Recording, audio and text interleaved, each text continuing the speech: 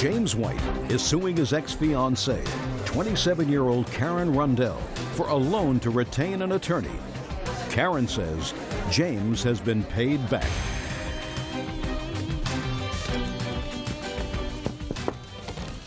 Yeah, this is case number 124 on the calendar in the matter of White versus Rundell. Parties have been sworn in. You may be seated. Mr. White, you and the defendant lived together, according to the complaint that I've read, for a period of time. And it is your claim that during that time you made a loan to her in the amount of $5,000 as a retainer for an attorney because she was having some legal problems. The defendant says that while she acknowledges that you wired the money into a joint bank account that you had for the attorney, that money was paid back because all that money that was in the joint bank account was put in by both of you subsequently. So the money was repaid. In my opinion, yes, it was. When did you start living together, Mr. White? We started living together in April of '04. How long had you known each other before you moved in together? I knew of her approximately a year prior to that.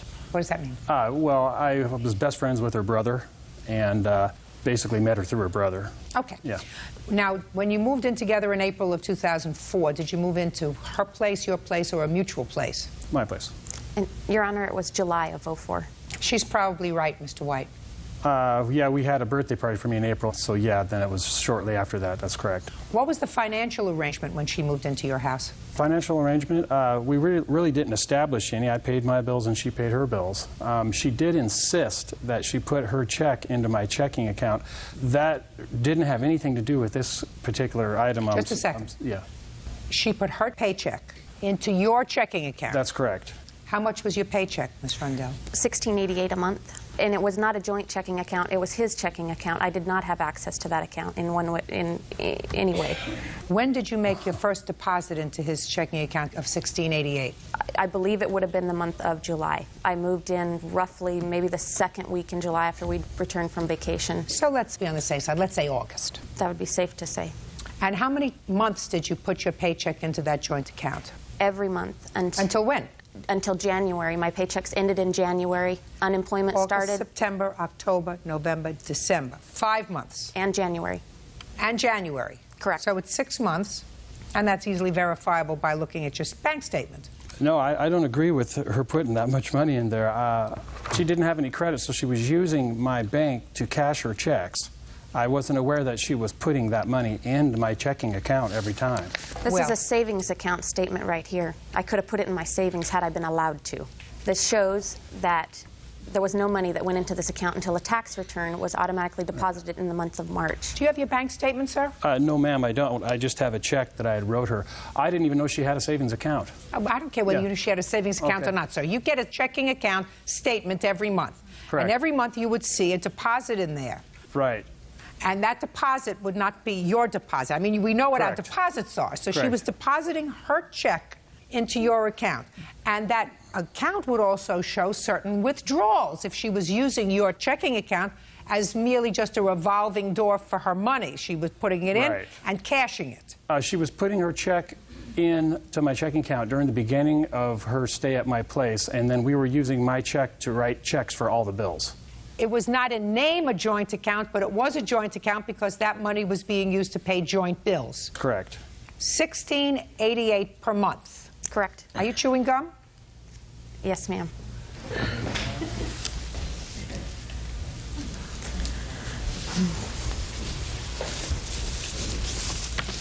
Okay, so let us assume everything that you say is correct, that for 6 months you put in $16.88 a month. Yes. That comes to $10,128. Now, why did you need an attorney? I had filed a police report as a mandatory reporter with the police department there locally where I live. Is it a criminal matter? Yes, ma'am. Is the matter still pending? Yes, ma'am. And you retained a private attorney? Correct. And you discussed that with Mr. White? Correct. Is that right, sir? Yes, I had no knowledge of her making this report. I don't care about the Okay. substance of the case. Okay. The need for an attorney, something else. Correct. We did discuss the need for an attorney, and it was important that she hired a good one for this situation. So what did you say to her? So we made arrangements to lend her $5,000 off my credit card. That's a conclusion, sir. We had talked about this and discussed we needed to retain $5,000 for this attorney, and we decided to take this off of a credit card that I have. I had no credit card debts at all. One of the qualities she talked about with me is that I wasn't in any debt. This was a special occasion that I needed to help her out on, so I decided to take a credit card, dump the credit card into my checking account, and give her a check on November 28th for $5,000. She told me when she got her income tax that she would give me half of it in one lump sum and make payments on the rest, and I was fine with that. That is not true. Well, tell me what the discussion was, Ms. Rundell. The discussion, there was never a discussion around the credit card, just like there wasn't a discussion about how we were going to pay our bills when the money was lumped together in the checking account. What we had discussed on many different occasions was how we were going to use the money wisely. This chunk of money, which would have been around $6,000 for the tax return, what were we going to do with it? You were going to many pay me different. half that. I was talking. On many different occasions, we talked about different things. We talked about we would take a trip, but not too far. Didn't want to spend too much money. We talked about paying a big chunk of it to Bank One credit card, which the attorney came off of. We also talked about paying off his Washington state unemployment money that he still owed when I moved in was $4,000. It was down to $1,500. We wanted to eliminate that payment each month. All right, let's get back to talking a little bit turkey, Ms. Rundell. It is your defense that you put in your check into the account and you were living like a married couple. Correct. And when you moved in together in July, it was your intention that your money be spent on household bills. Mm-hmm. And you didn't need an attorney until what month? October. That's not a household bill. So that what it really did was cut your participation in the household bills in half. Because if you deposited $10,000 into this account to pay for your expenses during the course of that 6 months, madam, and you withdrew $5,000 out of it for your own personal use, then it's very possible that Mr. White is correct, that it was anticipated that you would be repaying this account when you got your tax return. It wasn't repaying that account. The tax return coming in and was going to be used to pay bills wisely, not just on a credit card. This has nothing to do with paying back the credit card. It has to do with Mr. White and his continued abuse and harassment that has not stopped and will not stop. It will stop when he gets his money back. That's right. Trust me, it won't stop. Judge Judy continues in a moment. Mr. White feels as if he's a fool because he had this outlay of money. You're still using the services of a lawyer. Correct. You're still living off of that $5,000. And later today, He smoked every single one of his paychecks. You smoking dope? Methamphetamines, Your Honor. Oh, you doing methamphetamines? Half that went to her nose also. real cases, real people. Judge Judy. James White says ex-fiancée Karen Rundell owes for a loan to retain a lawyer. Karen says she gave her paycheck to James the entire time they lived together. There isn't a question in my mind that we probably wouldn't be here having this discussion if the two of you were still together. Because if you were still together, you would be continuing to contribute your $16.88 a month into this account. And eventually, this $5,000 would be paid back from payments to the credit card. But you're not together anymore. And Mr. White feels as if he's a fool because he had this outlay of money, and now you're not together anymore. You got your tax return back. There was discussion about paying back this, whatever, Capital One card or whatever it is. Some of the money that he gave you to pay your lawyer. You're still using the services of the lawyer, correct? Correct. Have you given the lawyer any more money? No, ma'am. Okay, so you're still living off of that $5,000. And he says, minimally, our agreement was that she was going to continue to put her $16.88 into the account so we could at least pay the lawyer back from that money. That stopped. Listen, you want him to leave you alone? I do. Pay him his money. Judgment for the plaintiff in the amount of $5,000. That's all. Parties are excused. You may step out. Karen's good. I mean, I always said she should have been an actress or an attorney. I've been thrown around by him. I've had a black eye from the man. I received a restraining order by an officer at work. I was totally floored. Throw methamphetamines into it and see what happens. She wrote down some pretty hellacious remarks on the restraining order, and all which was dismissed. I wanted him to change, and I loved the man. She's been garnished her wages. Her creditors have been after her. It's going to spiral downhill. It's not going to change. She was sly. I should have looked at those red flags at the very beginning. And now the next case. All parties in the matter of Pryber Floyd versus Higgs. Step forward. 21-year-old Cassie Pryber Floyd is suing her ex-boyfriend, 22-year-old Andrew Higgs, for unpaid loans and for breaking her windshield with his cell phone. According to your complaint, Cassie, the defendant, who was your boyfriend, needed some money for rent. You loaned him $300, then you had a fight, and he broke your windshield in your car. You want him to fix it, and then you want money for chauffeuring him around to various things, including seeing his daughter. Correct. You have a daughter? Yes, ma'am. How old is she? Year-old. You support her? Yes. How much do you send? I send at least $150 every week. If child's mother was here, would she tell me that you spend $150 a week on your daughter? Yes. All right, Cassie, so let me hear about this first loan that you made him. When was it? The first loan was May 4th. Tell me about it. Andrew was staying in a hotel, and his brother could not loan him any more money, and he needed money for rent to be able to stay in the hotel. So he asked me if I could loan him the money for the rent. He promised to pay me back. That's a lie, Your Honor. He promised to pay me back, even if he had to give me his paychecks until it was paid off. I have a witness that was there. Where did this conversation take place? At his hotel room. Where were you staying at the time? I was living in Harrisonburg. Were you staying in the hotel? No, I was not. Did you ever stay in the hotel? I stayed one night. It's a lie. I'm going to give you one more opportunity, then I'm going to throw you out of here, which is not a good thing. You do want to be heard, don't you? Yes, sir, Your Honor. How many nights did you spend there, Cassie? And don't make it difficult for me. Only one night, Your Honor. In total? In total. Okay, now when was this incident with the windshield? The windshield incident was on June 22nd. Between May 4th and June 22nd, did he give you any money? No. Did you ask him about it? I asked him pretty much every day for it. He kept saying, I need to give my daughter's mom child support money, or I need it for drugs. He smoked almost every single one of his paychecks. Well, didn't that give you a clue, Cassie, that this was not the kind of person you wanted to be around? For a while, I did stop talking to him.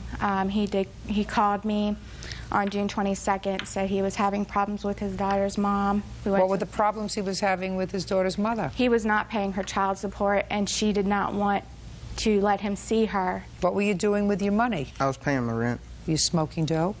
No. Methamphetamines, Your Honor. Ooh, were you doing methamphetamines? No, ma'am. That's a kind of nasty story to make up about you. Actually, Your Honor, we did take part in that there for a couple weeks, but she was involved just as well as I was. So if I asked you if you were doing drugs, the answer was yes. But the money that she loaned... Just a sec. The answer would be yes. Right.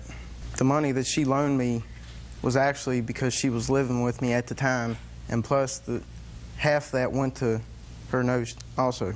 That's not true, Your Honor.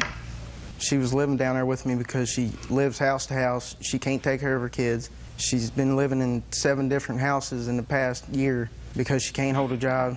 She can't do nothing. Where are you working now? I'm a waitress. Where? At IHOP. How long have you been there? On and off for 4 years. On and off doesn't tell me. How long have you been there the last stint there? Probably about 4 months. No, give or take 3 months, 2 months. I'm sorry. I got it. Cassie Pryber Floyd says ex-boyfriend Andrew Higgs owes for loans and a broken windshield. Each is accusing the other of being a drug addict. All right, my dear. Now you can tell me about the windshield. I had picked Andrew up on June 22nd. We had gone back to one of his witnesses' houses, and everybody was drinking. He had about 2 40-size bottles of beer. Him and I had gotten into an argument. He was getting rowdy with everybody. So I told him I was going to take him home. On the way home, I received a phone call, and he got upset about the phone call and threw his cell phone up into the dash of my car, breaking and spiderwebbing my windshield. Okay, let's hear about the windshield incident. Andrew. We was at the witness's house drinking. What day of the week was that? Wednesday, I believe. Wednesday. What time did you get there? Whose house was it? Raise your hand. What time? 7:30, 8 o'clock. In the evening? Yes, ma'am. And how many children do you have? 2? Yes, ma'am. Where are they? One is with me, and the other one was with her dad. The one that's with you is how old? She's 4. And the one that's with her dad is how old? She's 2. Where was the one that lives with you at 7:30 in the evening on Wednesday? Probably spending time with my father. My parents have joint custody, but I have primary physical custody. When my father and my stepmom have time, they do spend time with her. That is not true. You got a lot of growing up to do. Yes, I know that. You know, her father takes care of her daughter. She gets her maybe once a month. I got it. I have her every day, Your Honor. Listen to me, Cassie. When a court has to get involved and give grandparents legal custody of a child. That's not what happened, Your Honor. No? Her father ended up in jail, and Yes. I did not want him to have to fight me for custody because he was in jail. My dad and my stepmom do have joint custody of Cassie! for that. That is a lot of baloney. Do you want me to tell you why? Why? I was a family court judge for many, many years. People in prison do not sue for custody. And the only reason grandparents get custody of children is because a parent is unable, physically or emotionally, to take care of them. That's why a court gives grandparents custody of children. So I'm telling you, you better grow up, you two. Doing drugs jointly or independently not only is wasteful, since you work at IHOP, and you work where, sir? I'm a truck driver. Well, a truck driver who does methamphetamines is not a truck driver that I would like to have driving my truck or on the road. Your Honor, I don't... Do we understand each other, sir? Yes, Your Honor. Now tell me what happened in the car when her windshield got smashed. She got a phone call from a witness here saying that it was another guy waiting at her house for her. And me and her got in an argument. Instead of losing my cool, I tossed her. Oh, don't interrupt. Sure, it's true. I just threw my phone up against the window. And then next day, well, she went back to my witness's house and was laughing, saying that she hit me and everything. And she hit you. And next day, she realized that her windshield was broken. She called me up. It's like, yeah, when you threw my phone, you broke my windshield. And she's like, well, I'm not really worried about it because 2 days later, we got back together. All right. And then you want money for driving him around to see his daughter. Is that right? That's the last part of your lawsuit? Yes, ma'am. Forget it. I don't even want to hear anymore. Listen, I'm going to make short work of the two of you. So far, between the two of you, you have managed to ruin your young lives yourselves and bring 3 offspring into this world, none of whom you are caring for. You have done enough damage. Grow up. The time you came here to file a case, to come here, you should have better spent doing something productive. Do we understand each other? Yes, ma'am. Your Honor, I have... Quiet. There isn't a question in my mind, sir, that if I were to ask the mother of your child whether each and every week she gets $150 from you, I would not get an affirmative response. Yes, you would. Maybe once in a while you send it. Put your hand down. Either one of you two ladies the mother? No, but I'm... I don't care. I just ask a question. Either one of you the mother of this child? Good. Then shut up. You get me? You made 3 babies. You tortured enough people. Grow up. Especially you. That's all. Out. Parties are excused. You may step out. 25-year-old Tara Dotson is suing her ex-boyfriend, 25-year-old Jesse Harrison, for kicking her truck during an argument. Quiet in the courtroom. All rise. Yeah, this is case number 333 on the calendar. Sorry, 335 on the calendar. The matter of Dotson versus Harrison. Thank you. You're welcome, Judge. Parties have been sworn in. You may be seated, ma'am. Have a seat. Ms. Dotson, according to the complaint that I've read, the defendant used to be a boyfriend of yours. He is no longer a boyfriend of yours, but you claim that after you had already broken up, he vandalized your car on 2 separate occasions. Mr. Harrison says that he did no such thing. When did you end your relationship with him? Approximately around July 15th of 2005. How long had you been together? Approximately about 1.5 years. Did you ever live together? Yes, ma'am. For how long? Approximately 1 year. Did you live in your house or his house? My home. Who do you live with? I live with myself and my children. How old are your children? I have a 9-year-old, a 4-year-old, a 3-year-old, and a 1-year-old. When did he move out? Probably around June of 2005. And Why? it wasn't working. I had a lot of stuff going on in my life, and I felt like life was taking me in other directions, and I felt like I couldn't do all the things I needed to with him. He was becoming very controlling, very possessive. Was he working when he moved in with you? Yes, he was. Did he remain employed during the year that he lived there? No, He did not. he did not. When did he lose his job? Approximately 4 months after we lived together. Were you working? Yes. What kind of work do you do? I'm a full-time student at IUSB, and I also tutor at Jackson Middle School. Okay.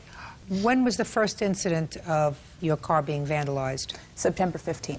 Tell me what happened. That day I actually had surgery at St. Joe Medical Center, and after that my friend Christine, she's right here, her and I and Jesse Harrison, we all went to my friend Heather's house. How did he get involved with you on that day if you had broken up 2 months before? I called him from my home and I told him that I was having surgery that day, and he asked me if I wanted him to come to the hospital. And I told him I didn't care, but inside I felt like I needed him for support. He's been my main support person. And then when I was at the hospital and they were taking me to the pre-op, he showed up. Did he drive you home? No. Who took you home? Christine drove her car, and she drove me and her to Heather's, and he drove my truck. And when I left the hospital, I was upset that he was driving my truck. I did not want him to do that because he has no license. And when we got to Heather's house, we had this argument, and he got mad at me because I didn't want him to drive the truck. And he said, well, I was there for you at the hospital.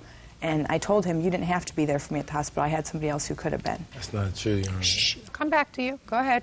And at that point, he just yelled, and these were his words verbatim. He said, who, Petey? And then he kicked my truck and threw a flower pot at it. And then he ran between two houses, and that's when I saw an officer on a bike, and I stopped him, and he made a police report for me. Okay. When was the next time that your car was vandalized? The next accident was on the 16th of September, 2005. Go ahead. Again, at that time, I was still under medication for my surgery. My doctor told me that I needed to do bed rest for a week. At that time, I went over to my friend Christine's house. Jesse was there, and... How did he get there? He drove me. So you called him again? I had to take my kids. Just a second. So after you saw him kick your truck and throw a flower pot at it and report it to the police, you called him again to pick you up? Your Honor. Just a second. Is that what you're telling me? Don't give me an excuse. That's a yes. Yes, ma'am. When had you called him? You know, I'm not... That morning? The evening after? When? I think it was the next morning. Where were your children? My children were at my friend Christine's house. I needed to take them some supplies, and I wasn't allowed to drive. So you called him and said what? I asked him if he could take me to take Christine some supplies. And what did he say? Yes. You didn't say to him, I reported you to the police yesterday? No, he knew. He saw the police. Why he was running. No, it's not true. He doesn't know how the police got there, madam. I'm asking you whether you told him that you had called the police the day before. No, I did not tell him that I called the police the day before. You just said, do me a favor, pick me up and take me over. How was he supposed to pick you up and take you over to Christine's house? I asked him to take me in my truck. You asked him to drive? Yes. So it was okay for him to drive without a license when you asked him to, but you were annoyed that he drove without a license the day before. The day before, I did not feel comfortable being with him. That's not my question. You told me a moment ago, madam, that the day before you had an argument with him because you didn't want him to drive your car because he didn't have a license. That's correct. what you told me.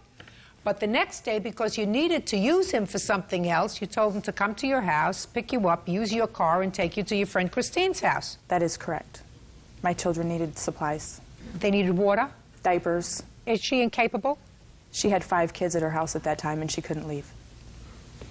License, diapers. License, diapers. You used him. Mr. Harrison, after you went back over there, her car was vandalized again, sir.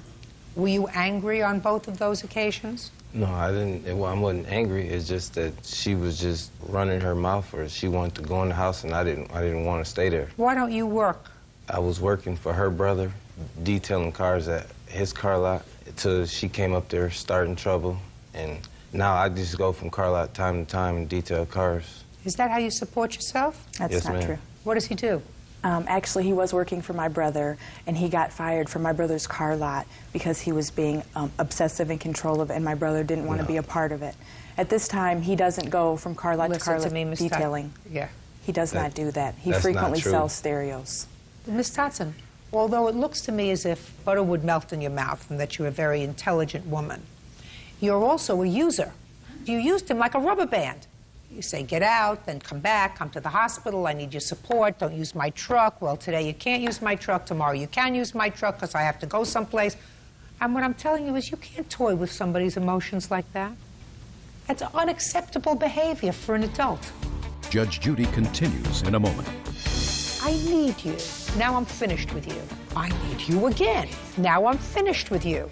That's cruel. And later today, the counselor asked me if I loved her, and I said yes. And did she love me? And she said she didn't know. And I wanted this relationship to last. She was very important to me. real cases, real people. Judge Judy. Tara Dotson says her ex-boyfriend, Jesse Harrison, owes for kicking her truck. Jesse says Tara got him fired from his job. Madam, if you needed somebody additionally to give you moral support in the hospital and you had already kicked him out of your house, you don't call him again for the day. Well, Your Honor, my mom is deceased. My best friend was watching my kids. Who else loves me? I know he does. Just a second. Well, that's using him. That's exactly what I'm saying to you. That's exactly what I'm saying to you. He loves you, but you don't love him. So if what you're doing is toying with his emotions, because you're saying, I need you. Your Honor, Let's just listen. I need you. Now I'm finished with you. I need you again. Now I'm finished with you. That's cruel. And if what you're telling me is he loves you, and you know that, that makes you even the more cruel. You get me? What year is your truck? My truck is in 1998. And you have pictures of the damage that he did to your truck? Yes, ma'am. I'd like to see it, please.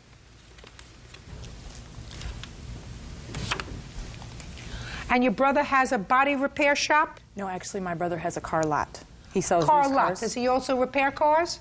No. No. That's too bad. Well, I get some stuff there to detail it a little bit. And you could probably get that dent pulled out by somebody for a couple of $100. Nowhere near $1,700. Miss Dotson, you have to learn to be a nicer person, madam. I understand, Your Honor. Good. Judgment for the plaintiff. Not for $1,700, for $300. Get your car fixed for that. That's all. Step out. Please are excused. You may step out. She kept calling me. I wasn't even with her. She kept calling me, asking me to do stuff for her, and I wasn't with her, you know, maybe because wasn't nobody else paying no attention to her. There was nobody else who could take me where I needed to go. And I still loved her, but I guess I got done wrong in the end. In my mind, it wasn't about using him. It was about needing to get my kids what they needed, and I knew he would help. Only for our kids, you know. I'm not going to call him. Man, she too crazy for me. And now the next case.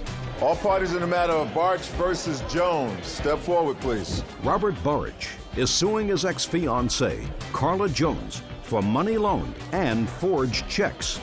Carla is countersuing, claiming Robert made false accusations to her probation officer. Mr. Barch, Miss Jones used to be your living girlfriend? She was my fiancée. And according to your complaint, she owes you some money. First for a loan, for insurance, well over a year ago. And then you claim that at some point she forged some checks. Yes, ma'am. And then you claim she's got some of your personal property. Yes, ma'am. Ms. Jones says none of them were loans. She did, in fact, sign your name to checks. You knew about that. You did not report those forged checks, according to you, when you found out about them. But you continued to live together as a couple.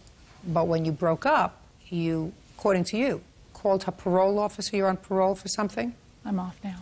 And you called her parole officer to report the forged checks. Is that right? Yes. Why'd you do that for? Because she was forging checks while on parole, and No, look at me, look at me. It was a violation. Let's get a timeline. It's a violation. Mr. Barish, listen to me. Don't interrupt me when I'm speaking. Excuse me. According to you, it was in October of 2004 that you found out that she had signed your name to some checks. Yes. How much in total were the checks that she signed? $2,900. And what were they for? They were made out to her, signed by her, and cashed by her, and deposited to her account. Okay. Now, when did you find out about these checks? So was that in October? It was after she moved out in October. So after you found out about these forged checks, how long did it take you to call her parole officer? It took me until March of 2005. Okay. Let's go. Checks, $2,900 worth. No, nothing was stolen from him. No forged checks. We would pay our bills together. I would tally up how much utilities were or groceries, and I'd say, I need X amount of dollars. And he'd say, okay, go ahead and get a check, write it for that, deposit it in there, and pay the bills. And I'd deposit it where? Into my checking account. I'd always call him at work, or he would be home when we did it, and he would say, go put that in your checking account and then pay the bills, because I paid everything online. What do you want parole for? Anything to do with I'm checks? not on parole. I was on probation. Probation, anything having to do with checks? No, it was for a DUI. Oh, okay. How long were you living together? About 2.5 years. Who paid the bills, sir? The arrangement was that I paid the rent because it was a considerable amount of money, and she picked up the tab for the utilities and the food. What precipitated your leaving in October of 2004? Well, the relationship was kind of going sour, and in August of 2004, we had been going to some counseling to see if we could work through some of the issues. And I realized in my heart that it just wasn't going to work out for me, that I wasn't going to be able to go through with the relationship. And of course, he was very upset. And I told him at the end of the lease, which was November 1st of 2004, that I'd be moving out by then and getting my own place. Robert Burrich says ex-fiancée Carla Jones stole money by forging his checks. Carla is countersuing, claiming Robert made false accusations to her probation officer. Okay. When for the first time, Ms. Jones, did the plaintiff confront you about these checks? Towards the end of the year after I had moved out. We were still talking to each other, and he would come over sometimes on the weekends, and I just felt really sorry for him. Just tell me what he said to you about the checks. He called me on the phone close to Christmas. I said I didn't want to see him anymore. I said, I don't want you coming over anymore. I don't want to see you at all. It's done. I don't even want to be friends with you. And that's when he threatened he was going to go to the police station and tell them that I forged these checks while we were together. And I said, you know, that's a lie. How can you go tell a lie like that? And he says, I can say whatever I want. And then in March, I finally just told him, I said, I can't see you anymore. We're kind of seeing each other on and off, on and off. Well, he told me he was going to go to the police and do this. So I guess the next day, which was March 14th. So the first time he spoke to you about it was in December of 2004. Threatening to do this. On what date did you contact her probation officer? It was the 15th of March. What happened between December and March, sir? I was investigating the You already knew about it, and you confronted her with them. And if you had been concerned that she had forged your name to checks and you felt that it was the right thing to do to notify her probation officer, why didn't you do it in December or January or February? I was hesitant. I wanted the relationship to go on. During the counseling sessions, the counselor asked me if I loved her, and I said yes. And the counselor asked her, did she love me? And she said she didn't know. And the counselor said, did you love him when you took that engagement ring? And she said, I don't know. And I wanted this relationship to last. It was very important to me. She was very important to me. And I figured that the less waves, the better the chances of the relationship working. But it didn't work, sir. It didn't, no, it didn't work. It didn't work. And the response to it not working is not to behave in a retaliatory way. That's right. The response to it not working is say, you went to counseling, she didn't deceive you. She said, we'll go to counseling, we'll see if we can get it to work. And she was being honest. She said, I don't know my feelings. She wasn't trying to be hurtful. If she wanted to be hurtful, she wouldn't have gone to counseling with you. She deceived me when she accepted the engagement ring. No, you know, you're talking about there's hard evidence and then there's soft evidence. You know, the divorce rate in this country is 52%. Now, all of those people who divorce, when they sit back, you know, a year later, 6 months later, 5 years later, they say, gee, I wonder if I really loved him. I wonder if I really loved her when I walked down the aisle.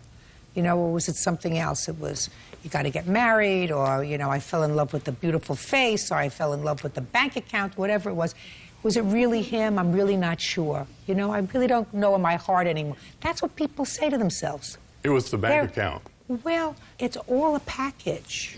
You know, she's an attractive lady, right? Yes, she is. She's a very attractive lady, well-spoken. Do you think that if she was an unattractive lady and not well-spoken, you would have been attracted to her? No. You may have gotten to know her better and said, gee, she's got a wonderful soul. But what attracted you to her initially was she's a pretty lady, she seems intelligent, and she's well-spoken, right? Yes, ma'am. Part of your package is that you had some dough.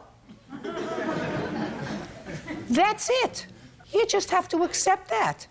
And you know, I'm not such a genius that I figured this out myself, because Donald Trump's wife was interviewed recently, and they said to her, would you be married to him if he wasn't Donald Trump, if he wasn't a multimillionaire, if he wasn't who he is? And she said, you think he'd be married to me if I didn't look like this?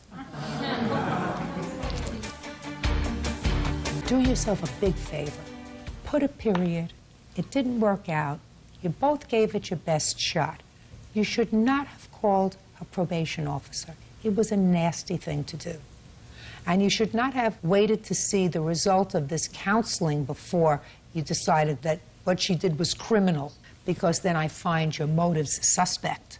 The reason we actually separated was in August. I told her that her drinking had become a problem, and if she didn't stop drinking, we were not going to renew the lease and live together.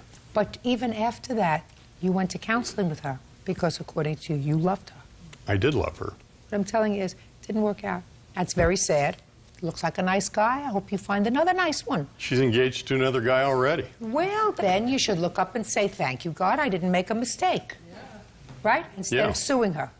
The case is dismissed, sir. That's all. Parties are excused. You may step out. Mark Horner is suing his former tenant, 20-year-old Jacob Scott, for damages to a truck and for ripping the cover to his hot tub. Jacob says Mark is verbally abusive.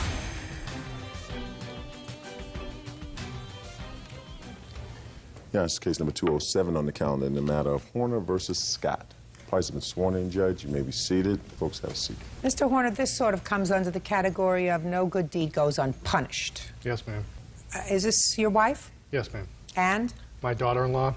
You and your wife befriended Mr. Scott. He had been a friend of your son's? Correct. And at some point, you allowed him to move into your home? Yes. Where's your family? My parents live in Plainville, Massachusetts. I'm currently residing with them.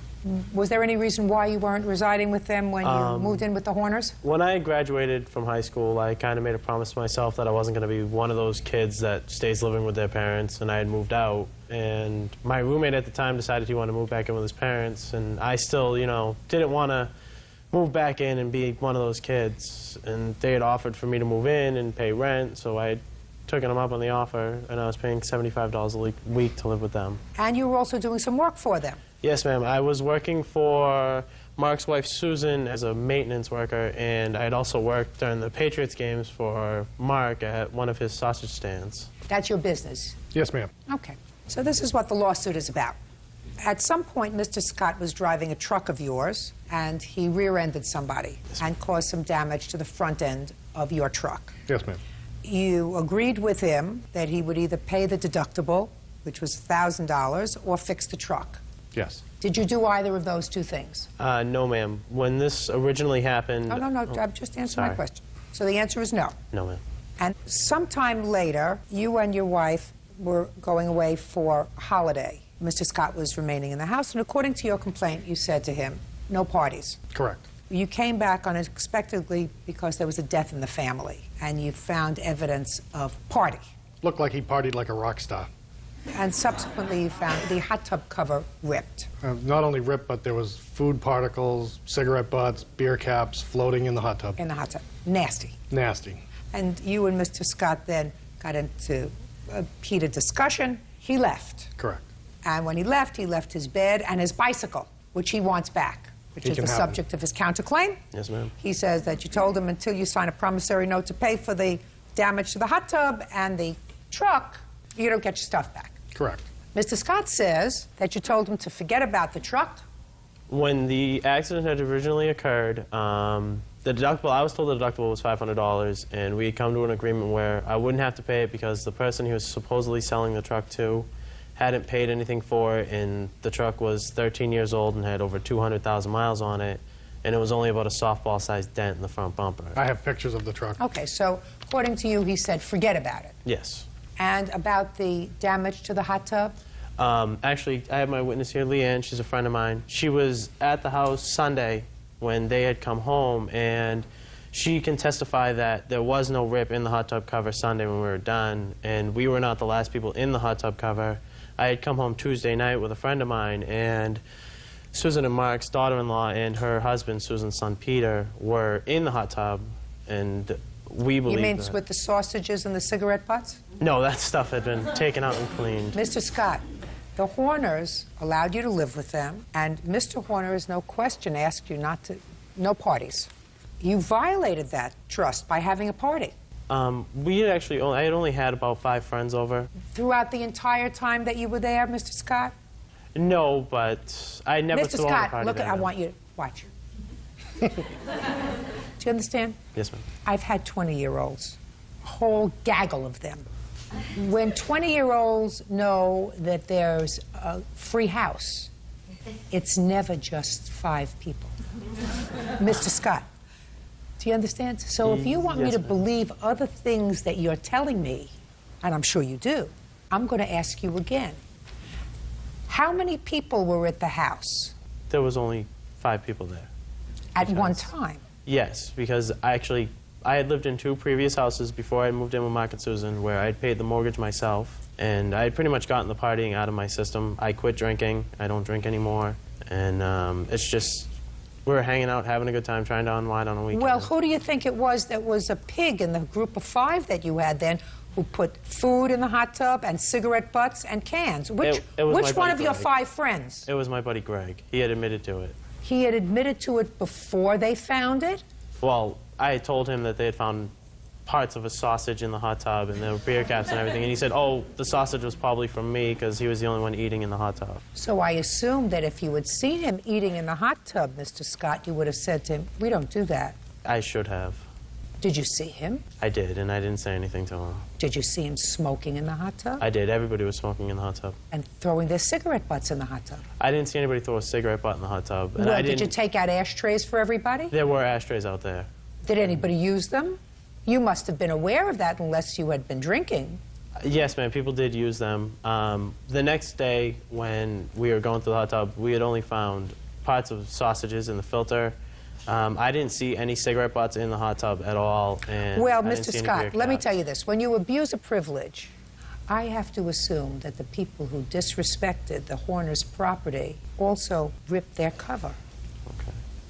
Because otherwise, why would Mr. Horner claim, after being so nice to you, they were nice to you, weren't they? Well, the whole relationship we had was there was a lot of verbal abuse there. Mark especially was constantly putting me down, calling me, and I'm quoting him here, he was always calling me a dump. Him and his wife were both always calling me a dump.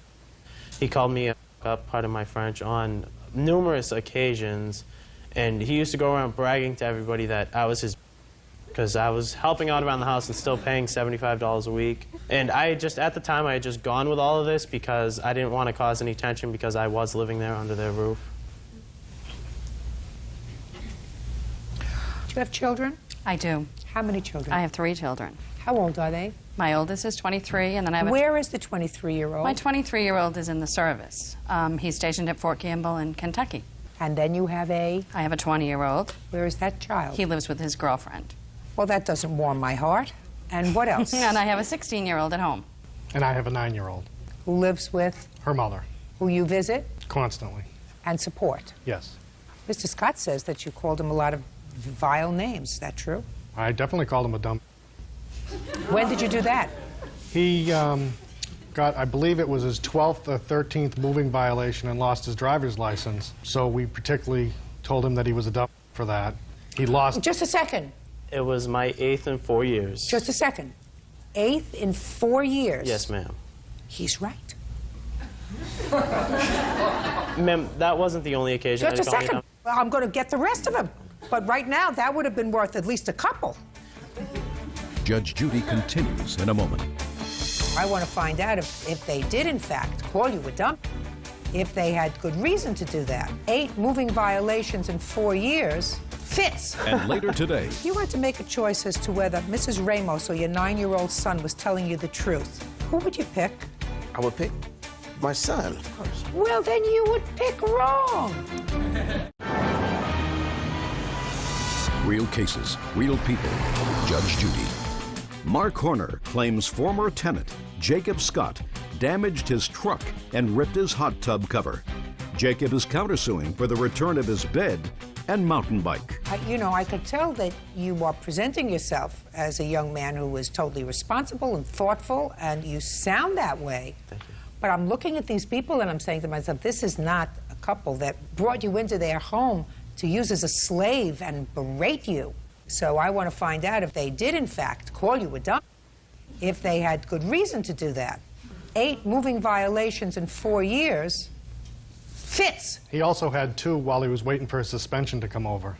And so that was worth at least 2 more. Yeah, so they took his license away. Got it? Yes, ma'am. All right. Let's sort of cut to the chase here because I don't want to torture you any further. Thank you. You have to... You're welcome. Because I don't want to hear anything else about you because you wore a tie to court and speak well, and I'm sure you're going to try to put your life together. This is my friend Leanne. Not a girlfriend? No. You weren't eating sausages in the hot tub, Leanne. You have to give him back his bed and his bike. He's going to pick it up within 5 days. Thank you. I'd like to see the pictures of the truck. Ma'am? What? The one thing I'm concerned about with the bed is there was an incident back when Mark's father died where he was having some trouble with his brother, and he had actually taken pictures of him urinating on his brother's bed. And I'm just worried that they had done something to my bed while it was in their possession. I'm not going to dignify that question with an answer. Do you want your bed back or not? Yes, ma'am. I have pictures of the bed, Your Honor, if you want to see them. No, I don't have to see pictures of the bed. I'm looking at the front end of this truck. It looks like a little dent, sir. Does it interfere with its driving? It does not interfere with its driving. There's a tow hook that was smashed off the bottom of it. The grill is cracked. I have an estimate here from the body shop. Let me see the estimate.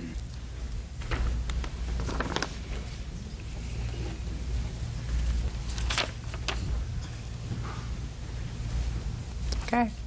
How much is a new hot tub cover, or how do you fix that? It wasn't, it had to be replaced. Here's the receipt. It was $400. How much was it? It was $398 plus tax. He's responsible for the tax. How much was the tax? $420.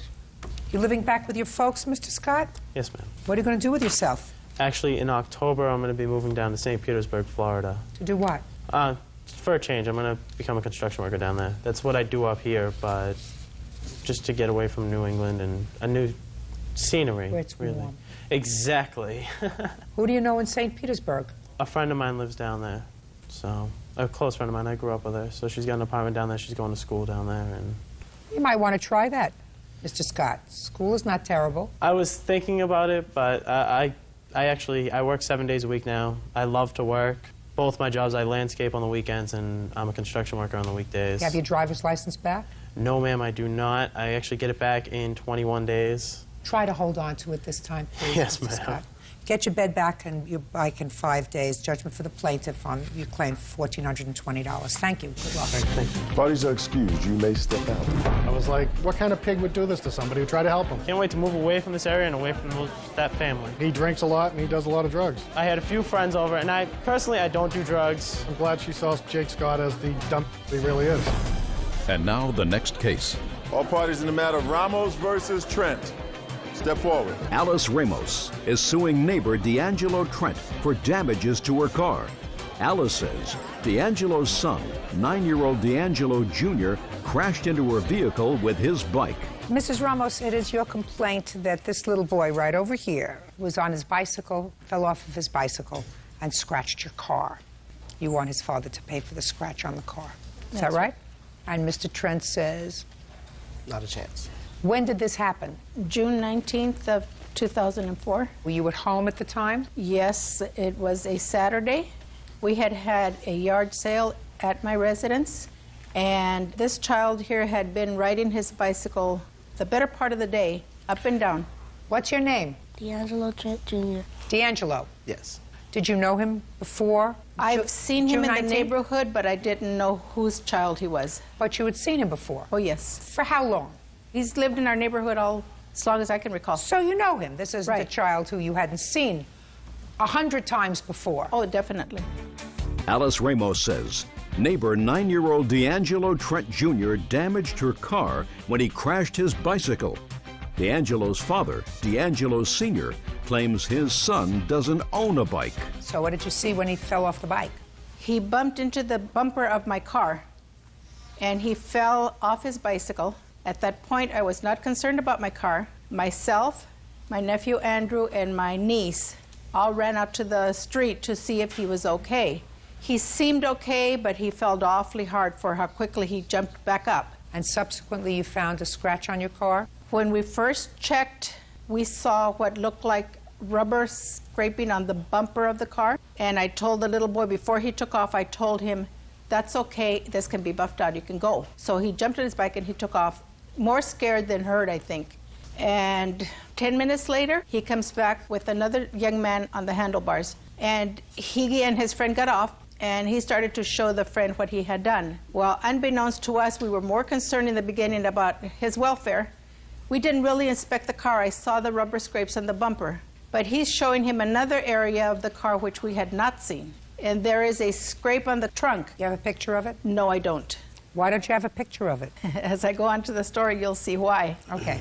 There was a good gash to where the whole paint and primer, everything came off right down to the metal. And it was right at the height about where the handlebars are. So what did you do next? I said, did you do this with your bike? And he said, he nodded his head yes. I said, well, then you can't leave. I need to talk to you. He looked at me wide-eyed, scared, started to cry, jumped back on his bike, and took off, and left his little friend there. I asked his friend, do you know who this little boy is? I've seen him in the neighborhood many times, but I don't know who he is. And he says, yes, that's D'Angelo's son. And I said, D'Angelo, I know D'Angelo. I've known D'Angelo, the father, since he was knee-high to a grasshopper, since he grew up in the neighborhood. Mm-hmm. So I said, can you take me to his house? So he walked. Okay, so let's move on a little bit. Ms. Ramos, did Mr. D'Angelo say that he would take care of the problem? Absolutely. And that's why you had it fixed and you didn't take a picture? I'm just running ahead because that sounds like what you're going to tell me. Yeah, I didn't take a picture because I had to call the police because we could not locate him, the father. Why? Because there was no one at the house. The house was all opened up, windows, doors, everything was opened up at the house. There was nobody there. Okay, so when the police came, he said he would fix... He told the police officers he would take care of it between me and him. Okay, stop. And you had it fixed. How much did it cost you to have it fixed? $300. You have a receipt? Yes, I do. I'd like to see it, please. You weren't there. I wasn't there. He was there. He was there. How long have you known Mrs. Ramos? 22 years. She a nice lady? Nice lady. Seems like a lovely lady. Yeah. Seems like a caring lady. Is concerned about your son? Right. More concerned about your son than her car? Right. Why don't you pay her the $300? Because my son doesn't own a bike. He was on the pegs of that He bike. was riding a bike that day. Now, Mr. Trent, you seem like an intelligent man, sir. I am. If you had to make a choice as to whether Mrs. Ramos or your 9-year-old son was telling you the truth, who would you pick?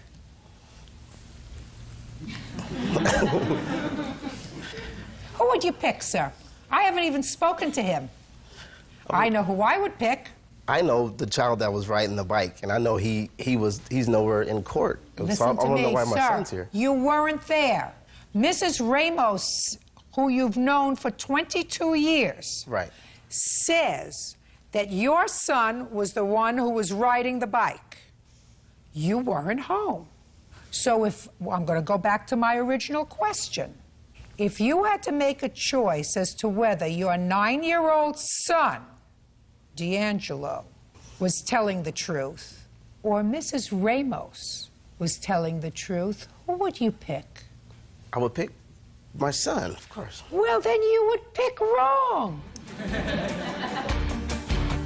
Your son, and you weren't there, was riding the bike. Look at me, D'Angelo. Isn't that right? No. Baloney. Judge, when you ask her if there were two people there was a person riding and he was on the pegs. No. Please ask her.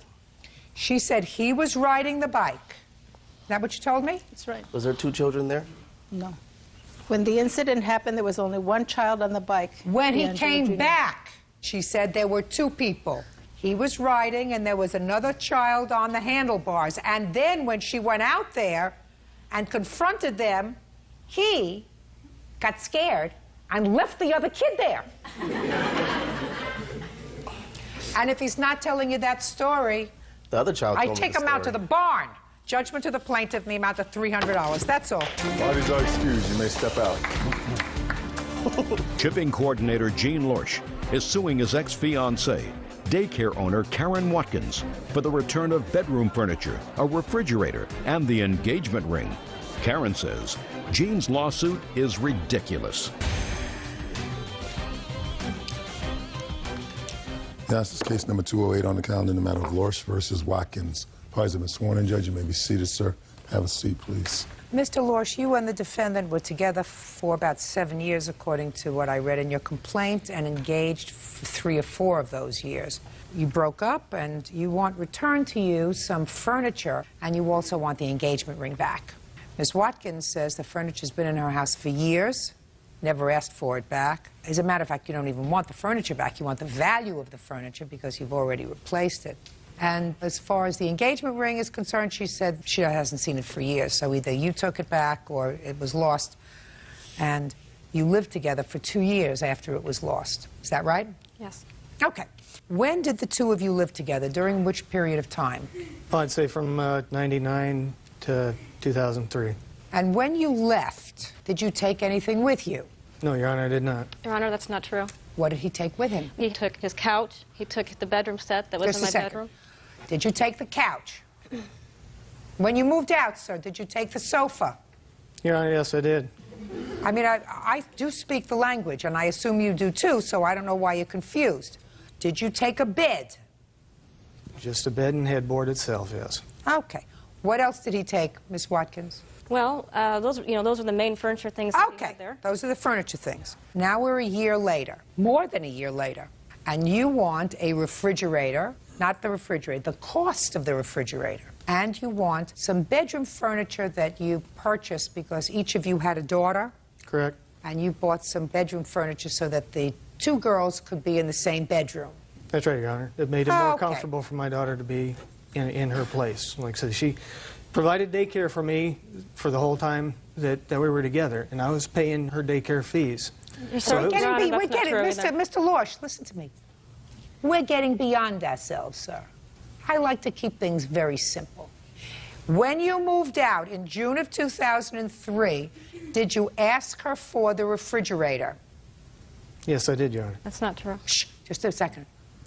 Don't say anything that's not true, because I will make you look very foolish. This was something... Just a second. Don't say anything that's not true, or I will make you look very foolish. And you don't want that. So, I'm going to start all over again. Did you ask her for the refrigerator in June of 2003? Yes, Your Honor, I did. Okay. And did you ask her for the children's furniture in June of 2003? At that point in time, no, Your Honor, I did not. But you did ask her for the refrigerator? Yes, I did. And what did she say? She thought that I owed it to her. And what did you say? I said, I think, your new boyfriend can get you a new refrigerator. Okay. And what did she say? She said, I think that rightfully belongs to me now. Okay. And that's the way it was left? Yes. You did not sue her for that, right? At that point in time, no, I did not. Over a year ago. Nor did you sue her for the children's furniture, correct? I did ask her for the stuff on occasion. Listen to my words very carefully. You did not sue her for those items in June of 2003. It was a continuing discussion over the year. When was it a continuing discussion, Mr. Lorsch? Was it a continuing discussion each time you would take your daughter there for her to provide daycare? More like on a monthly basis. And you had this conversation with her on a monthly basis while she was taking care of your child. Is that what you're telling me? That's correct. Okay. Now, when your daughter was not with Miss Watkins, was she back in your home with you or your former wife? My former wife, yes. Did she ever come to stay in your home? Yes. For a day, or 2 days, or 3 days? 3 or 4 days, usually. Yeah. Oh, shh, shh. And when she came to your home, did you feed her? In the evenings, yes. And when you fed her, did you use a refrigerator? Yes, I did. Where'd you get it from? I had to purchase a new one to replace the old. When did you purchase the new one? I have that in here. Well, why don't you tell me about it? May 7th of this year. So is what you're telling me, Mr. Lorsch, between June of 2003 and May of 2004, you lived without a refrigerator? No, I had a portable unit. So you had a refrigerator? A small one, yes. Good for you. Now, when did you purchase new bedroom furniture for your daughter to sleep in? Actually, I do not have it yet. You don't? So where was your daughter sleeping? She wasn't sleeping with you.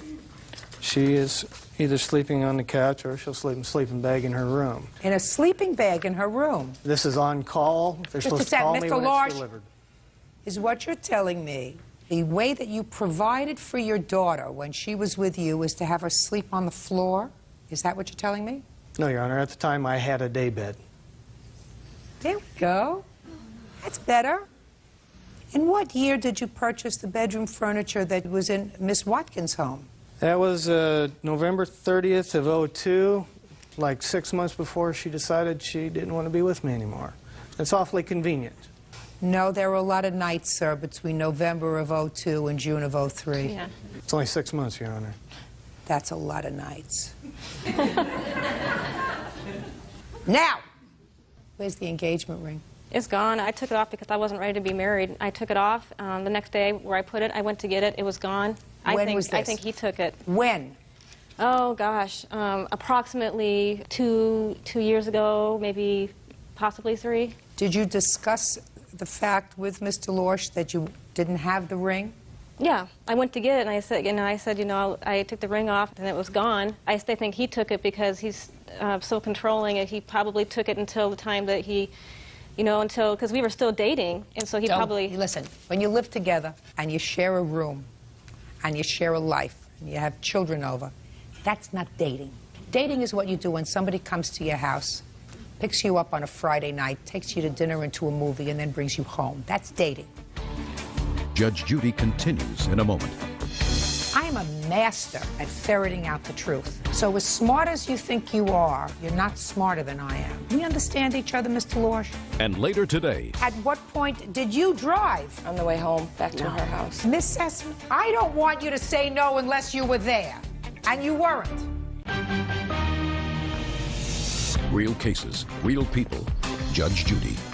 Jean Lorsch says ex-fiancée Karen Watkins owes for the return of a bedroom set, a refrigerator, and an engagement ring.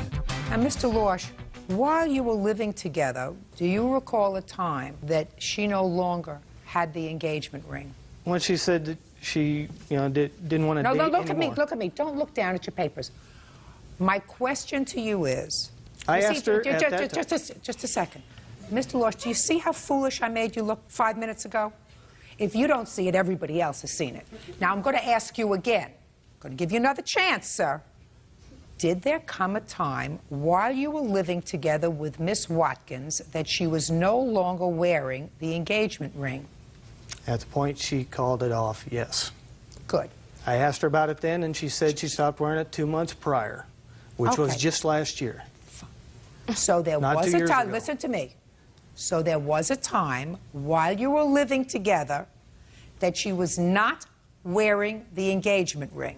Is that right? According to her, yes. No, according to you. I said there was a time while you were living together that she was not wearing the engagement ring. That seems apparent, yes. It was apparent. Now, when you saw that she was not wearing the engagement ring, did you continue to share a room with her? No, Your Honor. I want to listen. You're trying to think of how to answer these questions so that this decision will go in your favor. And I'm telling you only one thing, sir. I am a master at ferreting out the truth. So as smart as you think you are, you're not smarter than I am. We understand each other, Mr. Lorsch? Yes, Your My Honor. question to you is a simple one, sir. Now that you have acknowledged that while you were living together, she stopped wearing the ring for whatever reason, what kind of discussion did you have with her about the ring? If she was calling the engagement, I asked her if I could have it back. She says, I have misplaced it, and when I find it, I will return it to you. After she said she misplaced it, did you ever see it again? No, Your Honor, I did not. Now, after you broke up in June of 2003, it had been, let us say, months that she hadn't worn the ring. Did you say to her, did you find the ring? Yes. And what did she say to you? Haven't had a chance to look for it yet. No, that's not entirely true. He never asked for the ring. Is what he would do is threaten me and point at me and say, if you don't find that ring, I'm going to take you to court and I'm going to ruin you in court. And that's what he used to always do to me, is point at me and corner me and threaten me, you know. So he asked you for the ring, he demanded the ring back. Now, we're not talking about the Hope Diamond here. We're talking about a ring that, according to you, Mr. Lorsch, you spent $700 on. Is that right? That's correct. Get over it. Mr. Lorsch, if you lie about one thing, I doubt the veracity of everything that you say. Do we understand each other? Do we understand each other? It's not her burden, sir. It's your burden. So when you come to court, it's your burden of proof to go forward and convince me that you have just cause. And what you've said in your complaint is, I don't want the refrigerator back, and I don't want the bedroom furniture back. I wanted to pay me the replacement value of it, because I went out and I bought a new refrigerator a year later, and I went out and bought new furniture that I haven't gotten yet. Get a Your life. Honor. Mr. Lorsch, you're out of here. Goodbye. Case is dismissed. Parties are excused. You may step out. Come by the daycare and tell me he wanted, and he'd corner me. He held me captive in his house. We'd been friends ever since we broke up. As long as I'm around, he'll always be last place. I believe that finally I can get him out of my life, and he can move on, I can move on, and it'll be good. I have a feeling it'll still continue. And now the next case.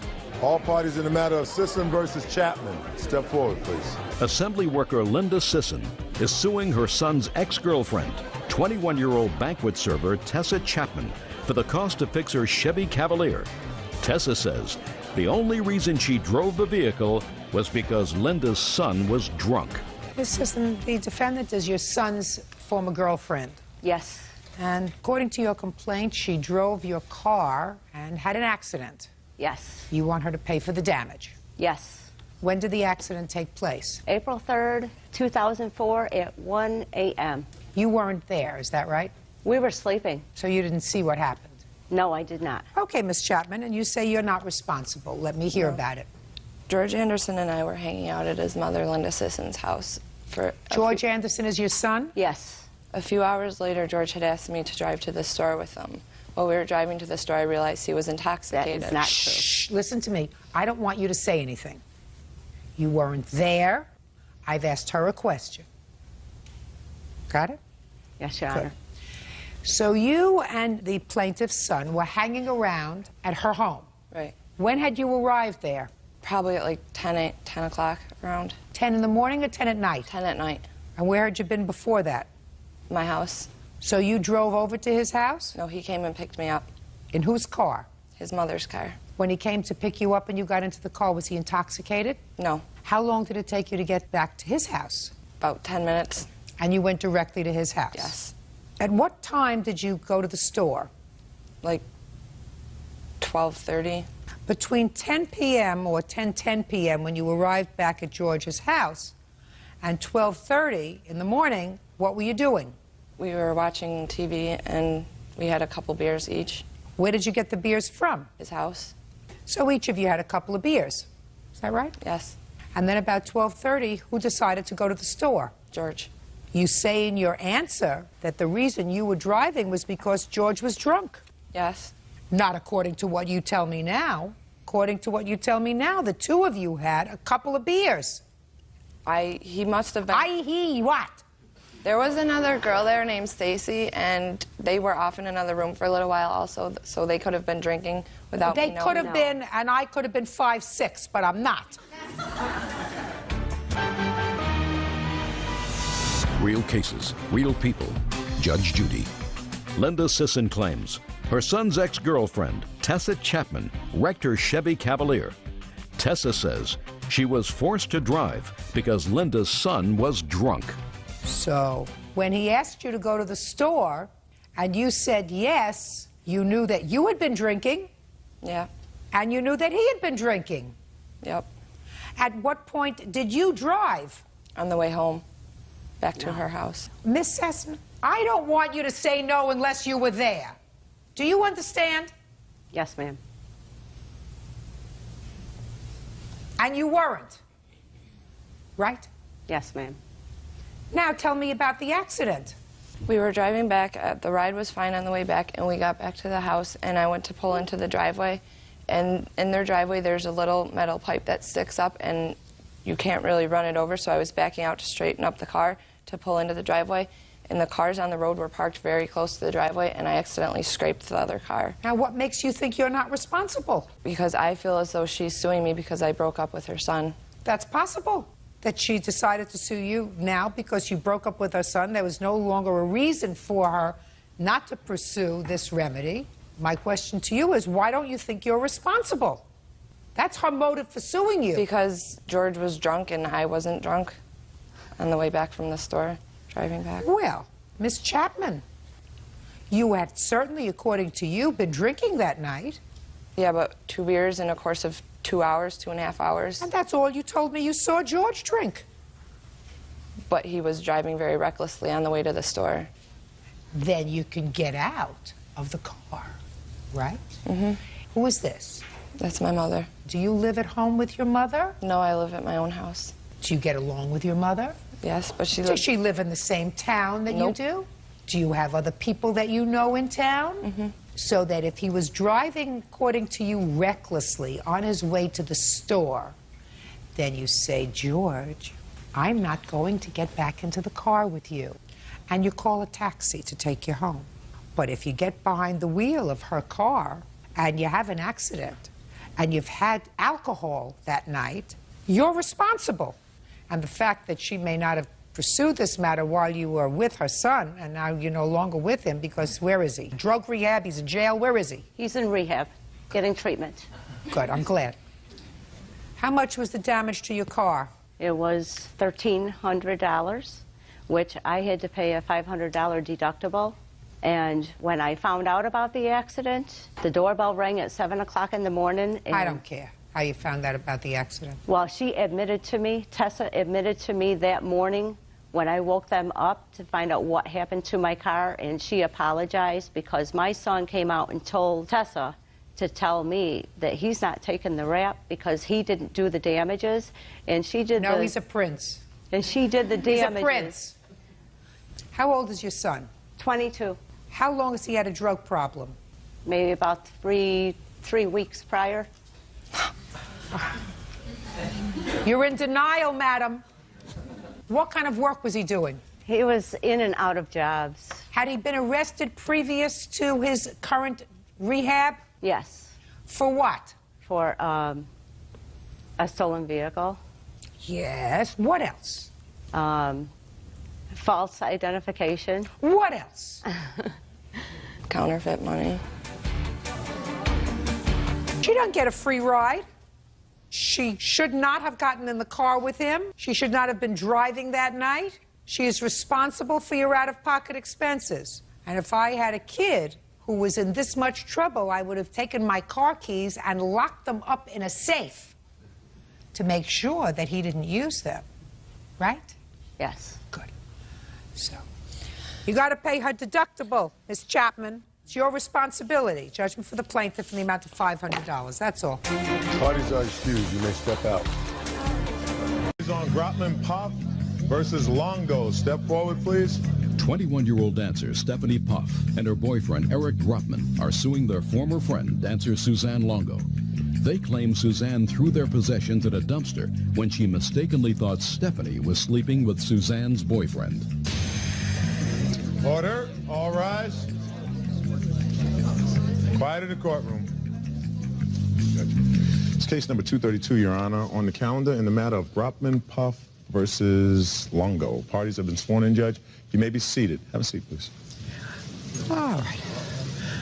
Miss Longo, it is alleged by both of these plaintiffs that you destroyed their property and locked them out of an apartment that the three of you were sharing.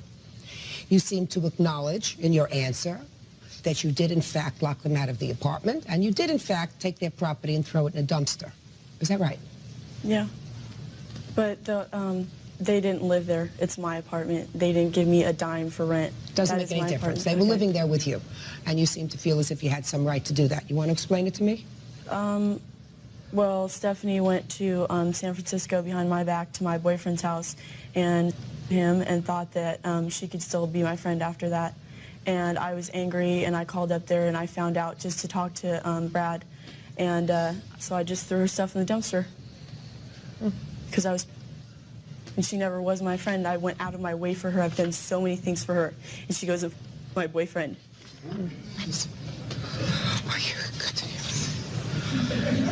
How long did you live there? I was staying there approximately 2 weeks. And this is your boyfriend? Yes, it is. What property did she destroy?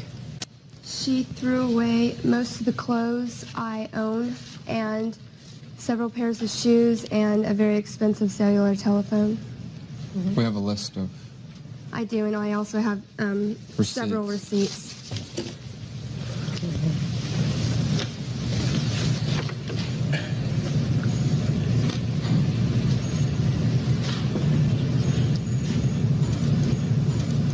My God, I couldn't be so specific about what I had in my house as you are. How do you know that these were things that you had there? 6 pairs of socks? 15 pairs of panties? How do you know that? I'm sure there were more than 6 pairs of socks. I just estimated 6 pairs of socks. There's probably things that are missing that I can't remember. You had taken none of your property with you? I had several things with me. A bag. We just done 3 loads of laundry, and they were all at her house, not to mention a closet full of stuff hanging up that was inside of her home. Where were you when all this was going on? I was in Los Angeles with a friend, and she was in San Diego where we all live. And she was in San Francisco, I was in L.A., and she had assumed that since she went to San Francisco without Suzanne, that she had done it maliciously to sleep with her boyfriend, when in all actuality she was heading to Reno and just got too tired on the trip and decided to stay in San Francisco. And they were going to stay at her witness's house, at her brother's house, and they couldn't wake him up, or that he wasn't home, so they decided to stay at this gentleman Brad's house, who she's referring to. They had stayed there 2 weeks previously, all 3 of them. And so they thought, hey, maybe we can stay there, because we were just there 2 weeks ago. Brad said no problem, and they stayed there. Can I say something? Yeah, sure. There was not a closet full of things, and they did not stay with me for 2 weeks straight. They stayed with me for 1 or 2 days at a time, and there was exactly 2 bags of clothes, and that is all. What about a phone? Oh, cellular phone. She said that you... I never saw a cellular phone. I never saw a cellular phone. Well, you were in pretty much of a rage. Yeah, I was. Huh? Yeah, then you have to pay for it. It could have been in their stuff, and I could have thrown it away. It could have been in the bag already.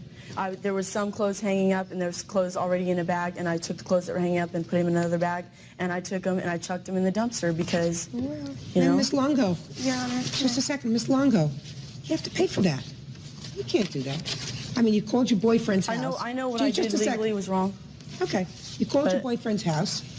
Nobody admitted to you that they were there sleeping together. She has her own boyfriend. I mean, you may not have liked the fact that she went there and stayed at your boyfriend's house without your permission, but you assumed that they were sleeping together. Nobody acknowledged that to you, did they? His roommate told me. I don't believe that. His name's Mark. I don't believe that. Why would anybody do that? Why would anybody stir up trouble? I don't understand why she went there behind my back. That's not the issue. Understand. That's not the issue. I mean, he gives a perfectly plausible explanation. The 3 of you had stayed there before. Is that right? If you want to act impulsively, Miss Longo, then you have to pay for it. Your clothes are worth how much, sir? Mine were in there about $4.91 or so. I had some Well, that's shoes. not a lot. Women's clothes are usually much more expensive. He had like 2 shirts. That's about it. What clothes did you have there, sir? Liar. I have them on the list. Tell me what clothes you had there. I don't recall. It's been 2 months. I had a dress shirt. I had a pair of Airwalk tennis shoes, a pair of flip-flops, a dress shirt that I had. We've talked about the dress shirt twice. She's going to pay, but she's not going to provide you with a new wardrobe. No, I understand. Go ahead, keep going. And I had the battery for the cellular phone that I purchased. It's a StarTAC. It's one of those little tiny flip phones. Right, and how much was that? The battery's $225. The phone was $600. Phone was $600. Who spent $600? Who? I made really good money this year, so I bought her a phone. You bought her a $600 phone and paid $600 for it without a service contract? I work for the company. That's it.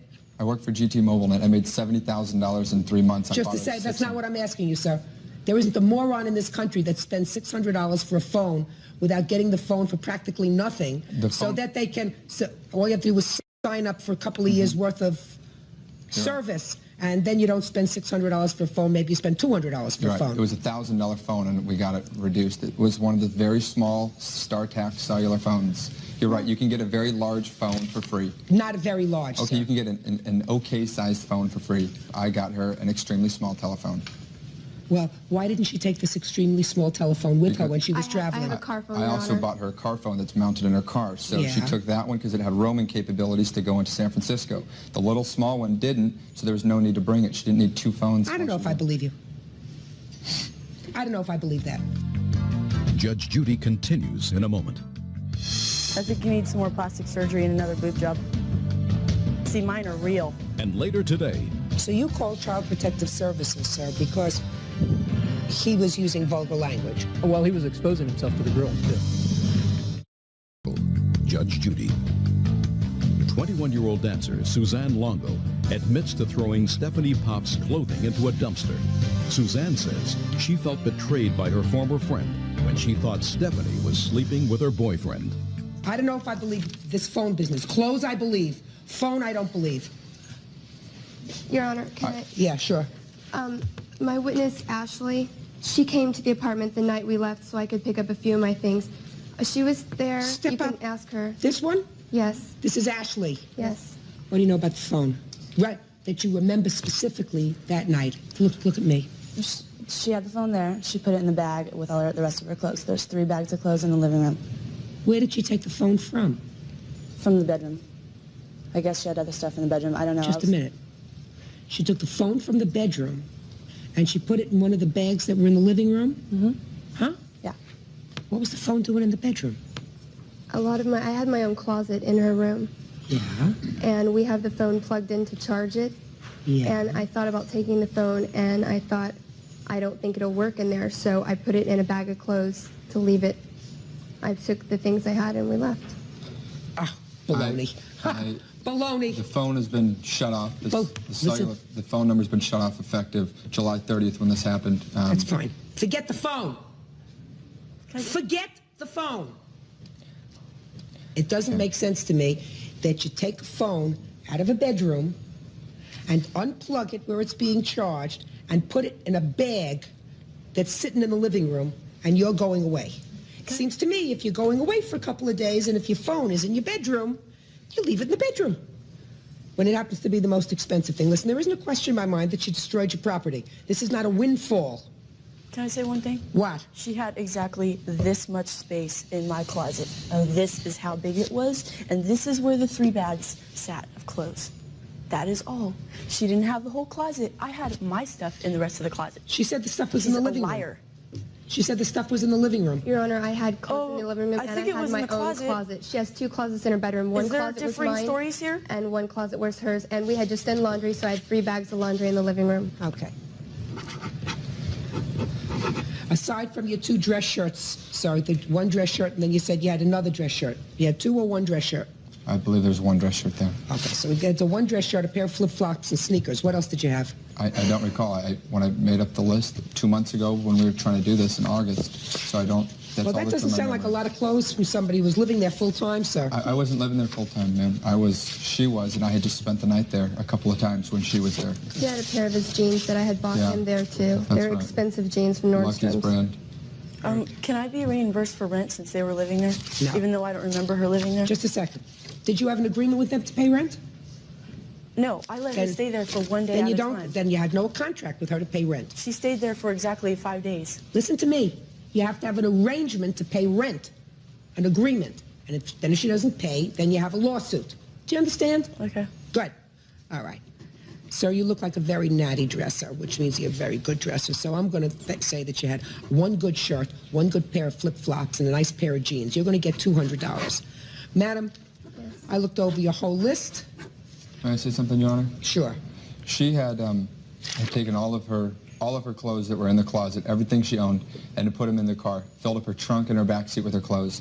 She had been tired of her clothes being in her car and living out of her car. So approximately 2 or 3 days before this had happened, she said, you know what, I'm tired of everything being wrinkled. Suzanne said, no problem, hang everything up. So she brought everything up, hung everything up. I took home the dirty laundry and brought it back. I'm telling you, please give me a break. This case, $200 for, what is your name, Mr. Puff? Grotman. You're Grotman. You're Puff? Yes, I am. Okay. You're going to get $2,000 to replace your wardrobe, madam, and you're getting $200 to replace your shirt and your dungarees and your flip-flops. That's all. Parties are excused. You may step out.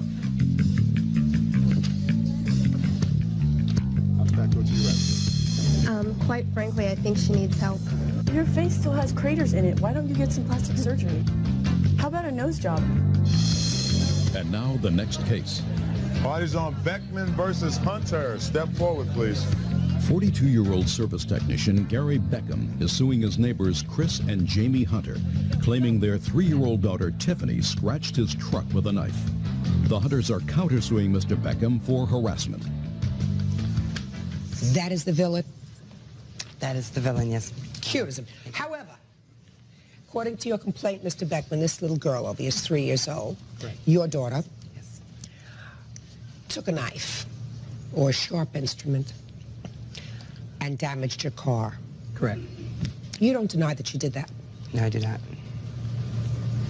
However, for some reason, you don't feel as if you're responsible for it. It's not that I don't feel responsible for it. It's the initial lawsuit that he filed was for $1,650 and for 5 days of a rent-a-car, which I felt was a little out of line. Okay. So it's not so much the issue of whether you are responsible, it's the amount he's suing for. This is correct, Your Honor. All right, so let's deal with that first. Sir, do you have the receipts for having the car fixed? Yes, I do, Your Honor. I'd like to see them, please.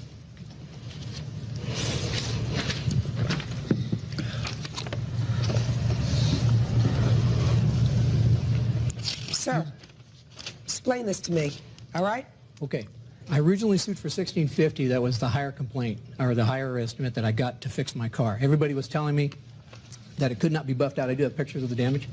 But it was. When it was all said and done, I had a lemon, Your Honor, and I had to turn it in. I was 2 days away from turning it in when the damage got done, okay? They gave me a 30-day extension to get the thing fixed. I took it down to Crown Dodge. I says, fix it. Buff it out, paint it, whatever you need to do. Okay. I need to get rid of my car.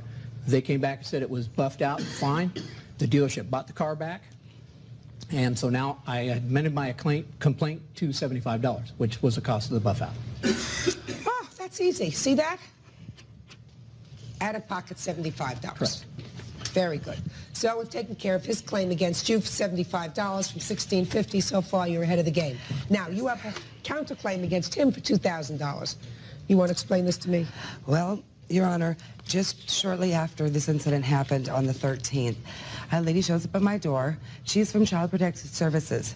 Somebody has called and filed this report here, anonymously, about my care and conduct of my 2 children.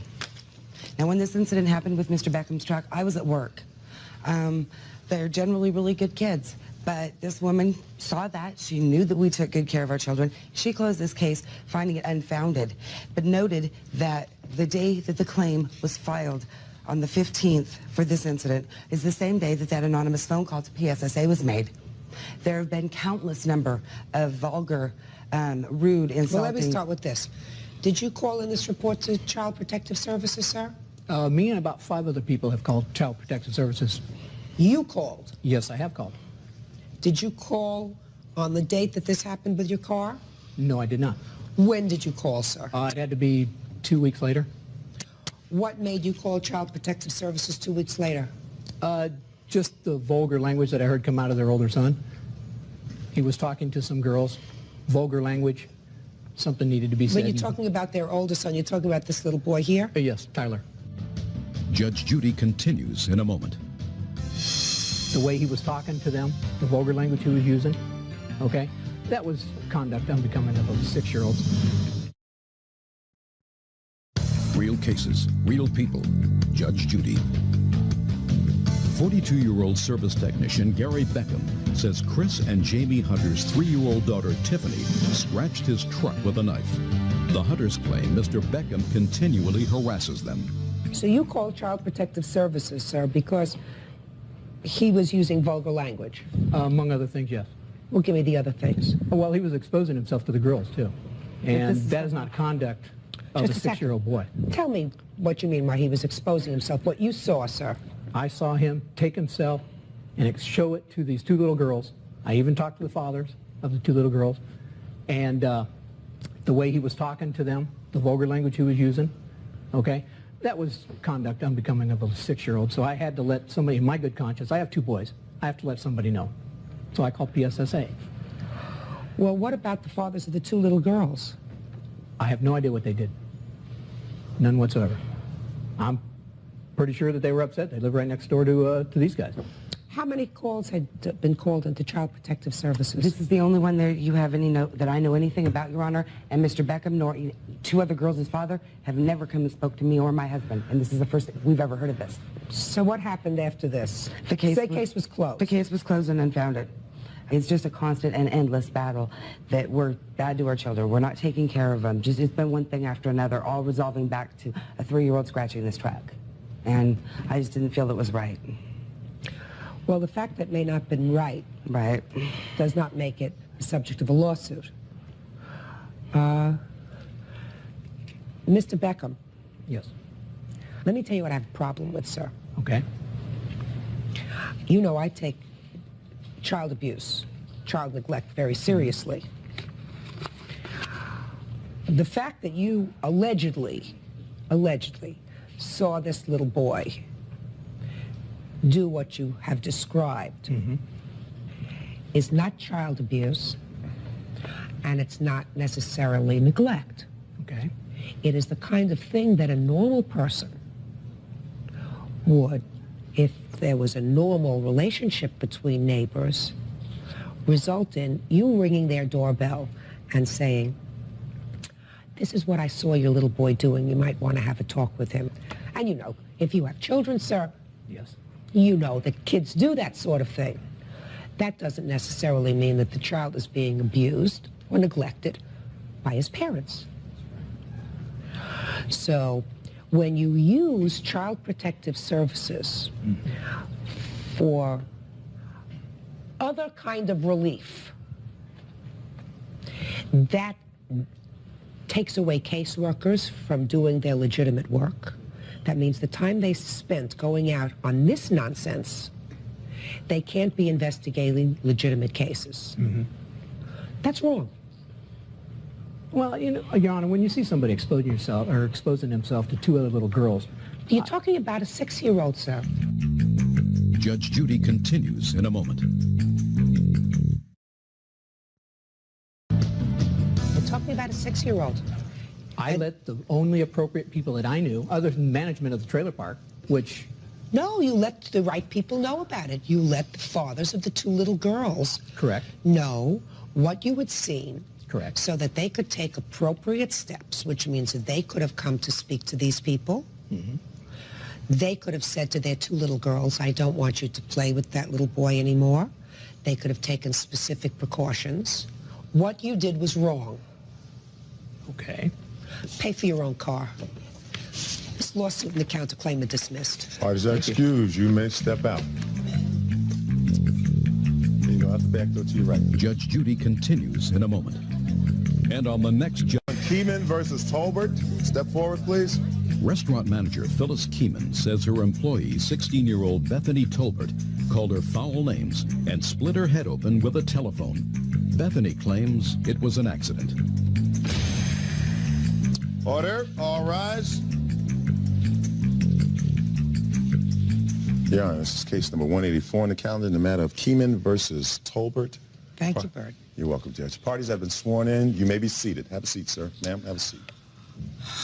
According to these papers, Ms. Keeman, the defendant, this young lady, assaulted you at a fast food restaurant where you are a manager and she was an employee. Correct. When did this happen? On December the 26th, approximately 8 p.m. in Cincinnati, Ohio, on Vine Street. How long had you been working at this restaurant? I was a substitute manager, but I had worked there maybe 3 or 4 times. My main home as a manager was in Tri-County. And how long have you been working for this establishment? 2 years, 3 years approximately. And what kind of work did you do there? I was just on a register. You mean you were a cashier? Uh-huh. How long had you been working there?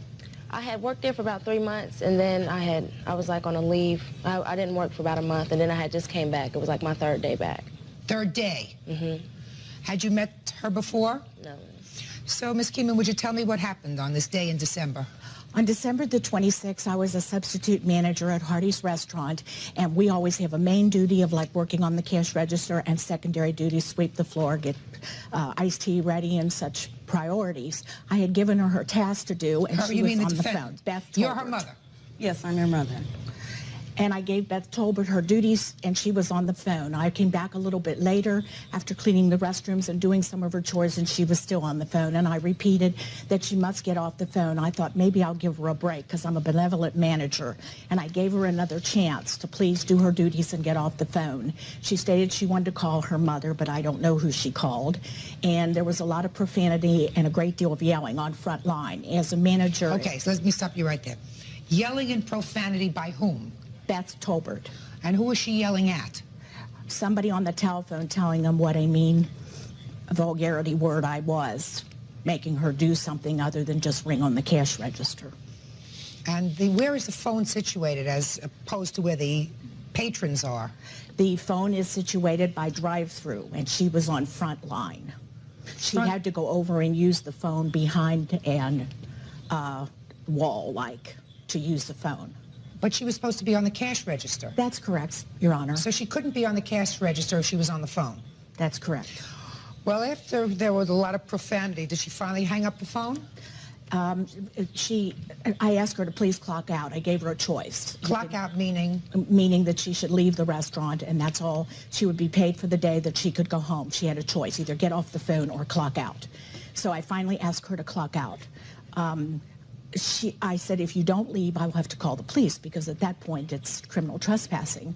And we are taught in our managerial duties that you exercise this to the employees, that they do have other duties, and that when they're off the clock they could use the phone, but not when they're supposed to be doing their work assignments. That's my managerial right. And I asked her, I said, would you please clock out? And she went to the cash register to clock out. She said, give me that phone, I'll call the police. And I had it up to my ear and was ready to call the police. And I faked it the first time, hoping she'd shape up and quit the profanity. What do you mean would be faked it? I called the police, but I didn't get to talk to anybody because one of the employees unplugged the receiver and I was talking to no one. And by that time she said, give me the phone, I will call the police.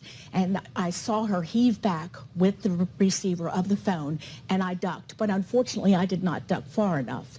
And I was hit with the phone up here. I didn't want to get it in the eye, and I saw it coming. And there was blood all over in my... Right in the front of your head? Yes, see the scar. Could you step up, please? My eyes aren't as good as they used to be. Likewise. All right, there's about a scar that appears to be about 2.5 inches long. This is the mark right here that you're talking about? Yes, and it was 3 deep, and I had a picture. Did you see this? Did you see the scar on her forehead? No, I haven't. Well, would you step back, Bird? Would you accompany the plaintiff and let the defendant and her mother look at that scar?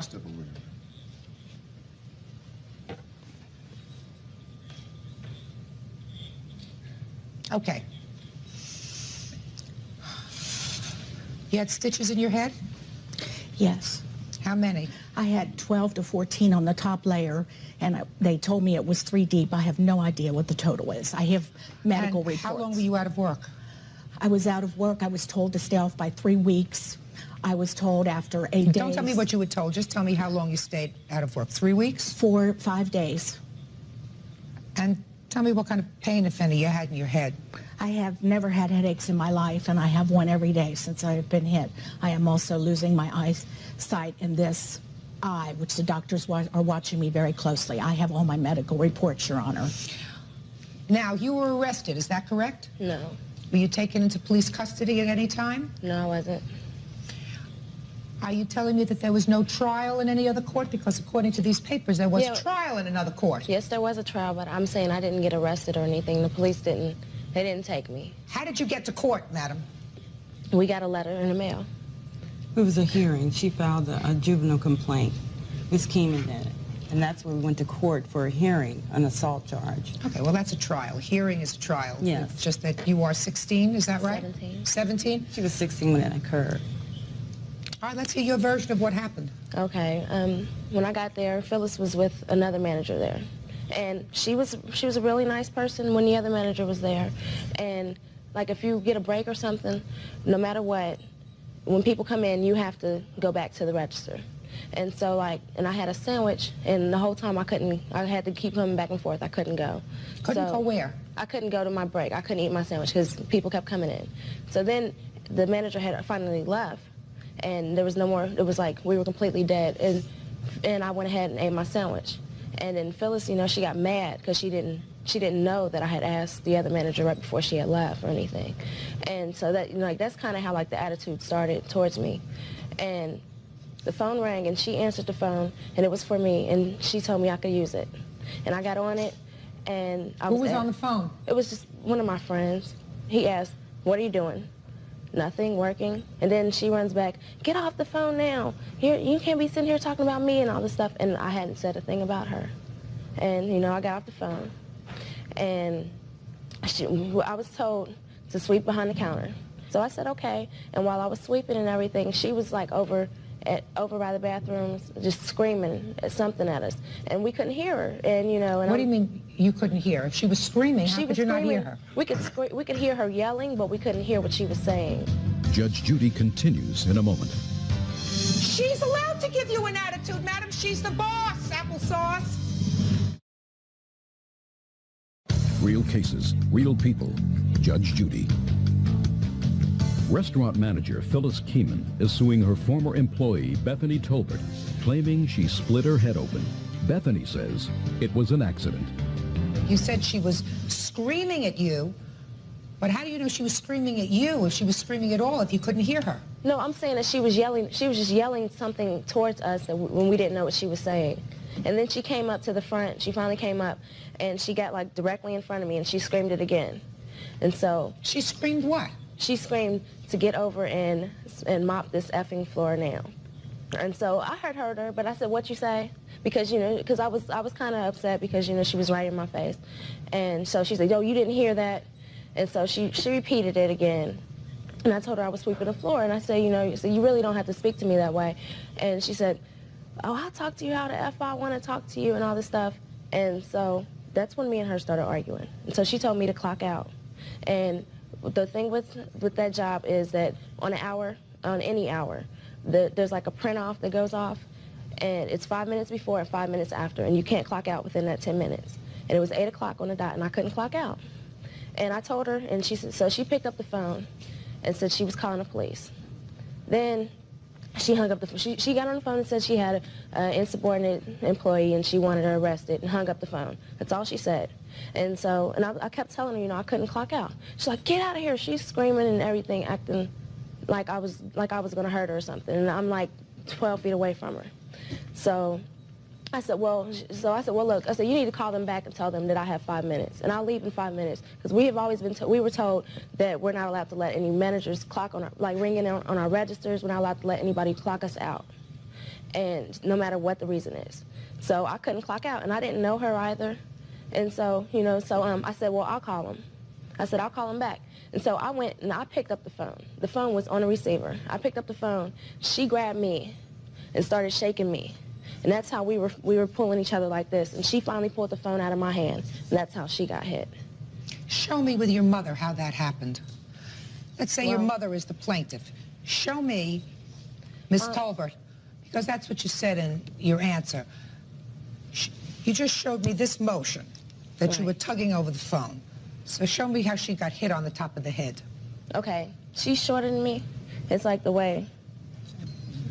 Use the cup as a phone. All right. Okay, so this would be the phone, and I'm holding it. And I'm pulling it like this, and she's holding me here. Would you do that, please? What do I do? I'd rather phone. Okay, she's grabbing me here and on my wrist. Mm-hmm. And we're pulling back and forth like this. And that's how she got hit, and she finally pulled it out of my hand. That's how she got hit, on the top of her head? Yeah, she's shorter than me. Uh-huh. Now, you weren't there, is that right? That's correct, I wasn't. Do you know anything about this case? Yes, ma'am. From your daughter? From the testimonies that I've heard, all of them. I've heard the testimony. I don't have to rely on anybody else's hearing the testimony of the witnesses. I'm relying on common sense. You do not get, if you're struggling over a telephone, a gash to the top of the head that's 3 inches long.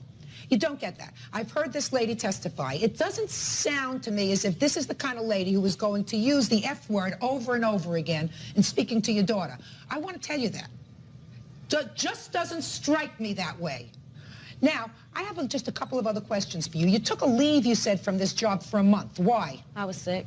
What was the matter with you? I have migraines, and I was having some stomach problems and stuff. How many jobs have you had? I've been working since I was 14. Mm-hmm. So, one job I worked there for 2 years. What happened to that job? I quit. Why? Because it was old to me. I found a better one. Judge Judy continues in a moment. She's a very good actor, and that's what her really job should be. And later today. Just a second. I know what your argument is. I'm very smart. This is not a complicated case. You know, this is not the Scopes trial. Real cases, real people. Judge Judy. Restaurant manager Phyllis Keenan is suing her former employee, Bethany Tolbert, claiming she split her head open. Bethany says it was an accident. You assaulted this lady. She was your boss. Let me tell you something about bosses. And your mother, who takes your side in this case, even though she wasn't there, better listen very carefully. Life is sometimes not fair. And when you raise children, you're supposed to raise children to understand that there are certain authority figures. Like you start out when you're a teacher in a school. As a teacher in a school, my mother always taught me that right or wrong, the teacher was right at that moment. When the teacher told me to do something, I did it. I may come home and complain to my mother later, but I don't tell the teacher to go take a walk. I learned that when I was 6, and I learned that when I was 20, and I taught that to my children. Is that what you learned, Bird? That's what I learned. And then you go through life and you have bosses. And sometimes you have good bosses, and sometimes you don't have good bosses. And sometimes they're nice people, and sometimes they're not so nice people. But while they're your bosses, you listen to them. Mm-hmm. And if you don't like it, you say, I don't like this job, I'm leaving. What happened with your daughter is you didn't teach her that right from the beginning.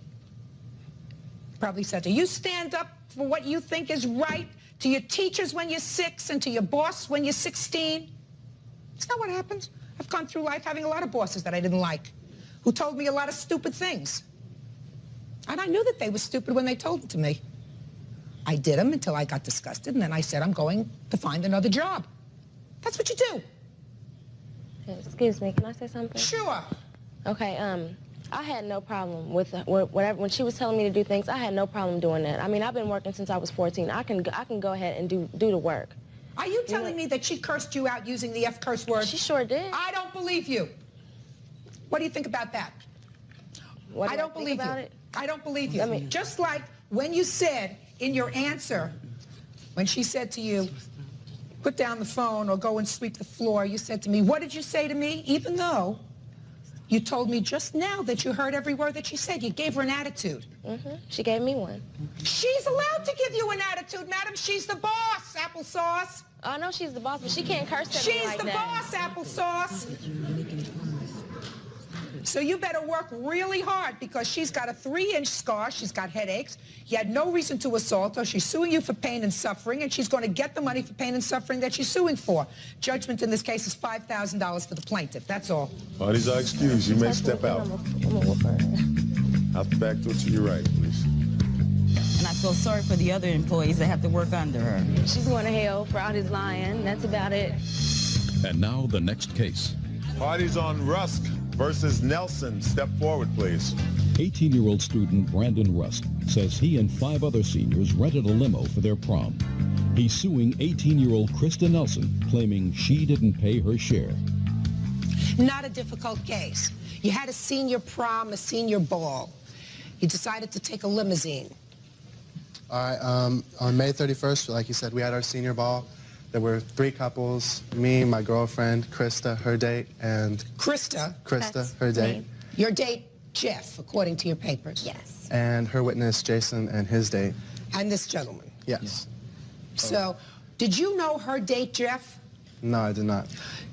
Who did you make your arrangement with to share the cost of this limousine? It was me, Krista here, and Jason State. That's not true because it was 6 ways. You happened to be paying for Colette, and Katie happened to be paying for Jason, but Jeff... Oh, just a minute. It's getting too complicated. Mr. Rusk, you paid for the whole limousine. Yes, I did. And it came out to $175 per couple. Yes, it did. Correct. And my date was supposed to pay for it. Just a second. You got your money from Jason. Jason, yes, I did. He gave you the $175. Yes, he did. Your problem is, Miss Nelson says that she's only paying for part of the limousine. She had a lousy time at the prom with Jeff. She's not talking to him anymore. And he didn't pay for his share. Is that the case? That's the case with me, but my argument is that I never knew Just a second. I know what your argument is. I'm very smart. This is not a complicated case. You know, this is not the Scopes trial. When you made arrangements for this limousine, did you speak to him or did Jeff speak to him? I spoke to him. Stop! Say nothing else. Just answer my questions. You spoke to him. Did he ever meet Jeff before the prom? When? Yes. We met at Columbia Pool for a while, and then we went over to Colette's house for a while. He knew, it was clear that Jeff was paying for our portion of the limo. Just a second. The arrangement was that each of the 3 couples would pay, and you made that initial arrangement with him. Is that right? Correct. And then you had a conversation with your date, Jeff. Right. Right. Just a minute. Right. And your conversation with your date, Jeff, was, are you going to pay for this limousine? Correct. And Jeff said yes. Right. And I told Brandon. That had nothing to do with Brandon. You're Brandon, right? Yes. Brandon Rusk. Your original agreement with him was, when he arranged for this limousine, that your third was going to be paid. Yes. You then had a conversation with Jeff. No. No, from the very beginning, we all sat down and made plans together that we were going to go. We contacted the limo place, everything. Who's we? All of us. We all got together and did it besides Jeff. Jeff was the only one who wasn't there. Right. But I told Brandon from the beginning that Jeff would be paying, that I was going to get Jeff to pay for our portion of the limo. That's your problem. Judge Judy is ready to rule.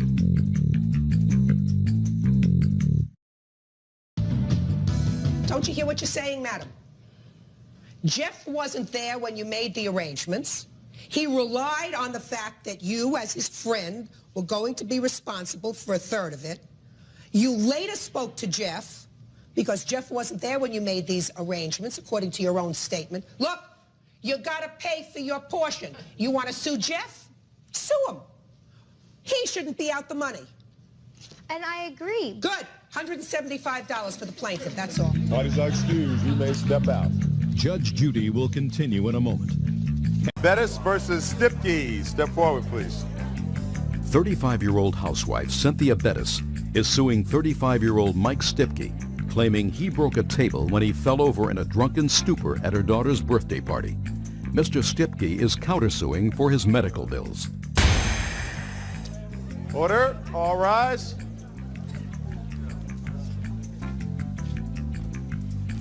Your Honor, this is case number 269 on the calendar in the matter of Bettis versus Stipke. Parties have been sworn in, Judge. You may be seated. Have a seat, please. Have a seat. You had a birthday party at your house for your daughter Nicole and Christina. and Christina.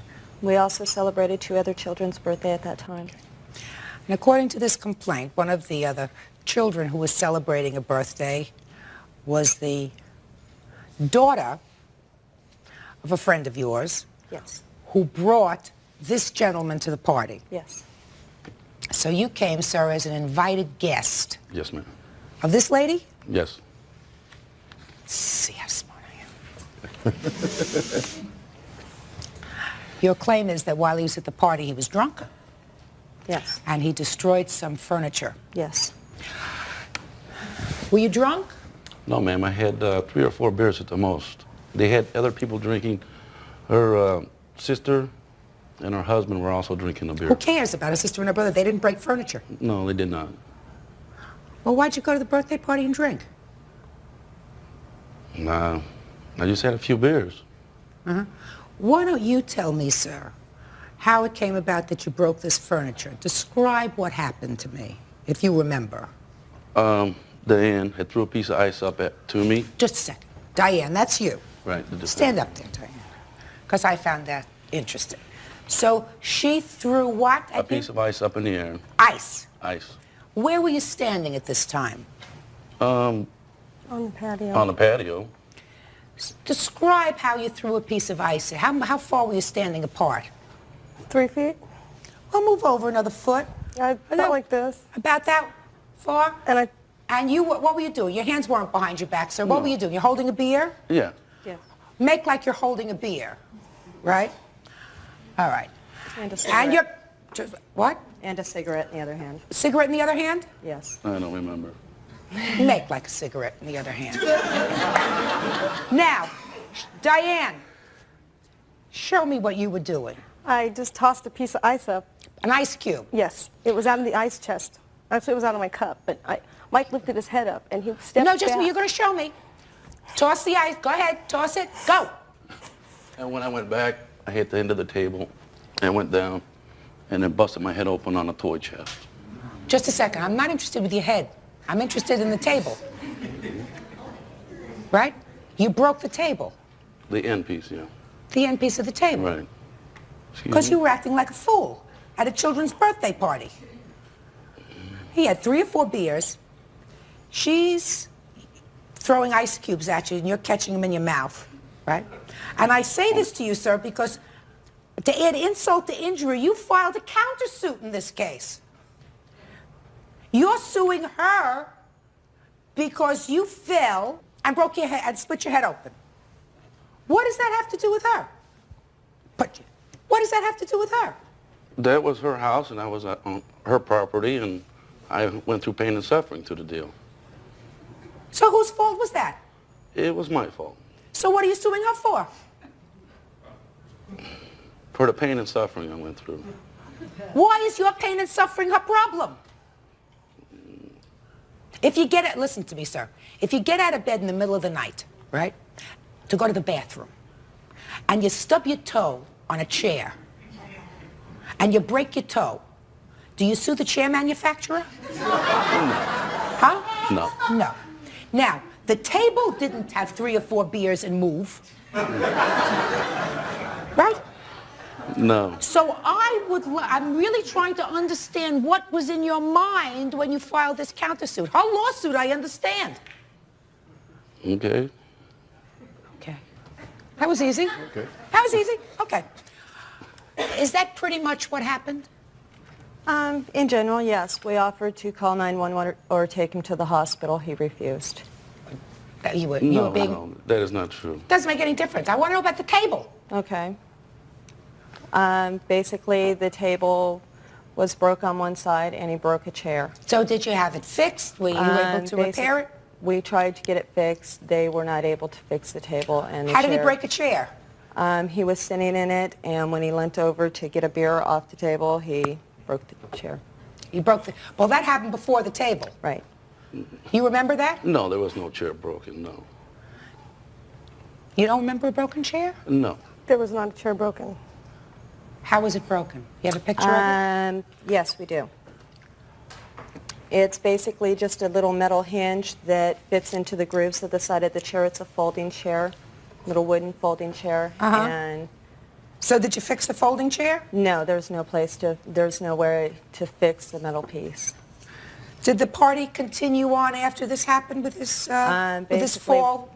Once they left, the party did end, yes. Yes, ma'am. He fell backwards, and I came watching over there, and Mommy and Mommy's friend and Diane, they tried to doctor him, but they rushed him to the hospital. Thank you. Did you have a good time at your birthday party? Hmm? You didn't. Why not? Why not? It's okay. You can tell me. Tell me your name. Tina. Tina. Hmm? You No, she's all right. She's all right. I won't ask her any more questions. Thank you. Evidently, she didn't have such a good time at the birthday party. No. She does not want me to throw any more parties for her again because of what happened. Why? Because basically she seen him walking around drunk and fall down and shed blood all over at her birthday party. Judge Judy continues in a moment. I was told they were going to pay $50 each Sunday. I did not get any money, so I took matters into my own hands. And later today, I certainly wouldn't make damage in broad daylight with a neighbor walking outside in the street. The police were there, and he fled. real cases, real people. Judge Judy. 35-year-old Cynthia Bettis says Mike Stipke ruined her daughter's birthday party when he got drunk and broke a table. Mike says it was all an accident and is countersuing for medical bills. How much is table worth? About $200. Okay. I have a letter from the lady who owns the table. You borrowed the table from somebody else? My in-laws did. They borrowed the table for the party. Okay, well, it has to be replaced. And you have to pay for it. Don't be foolish. I did offer to pay for it. So then what are we doing here?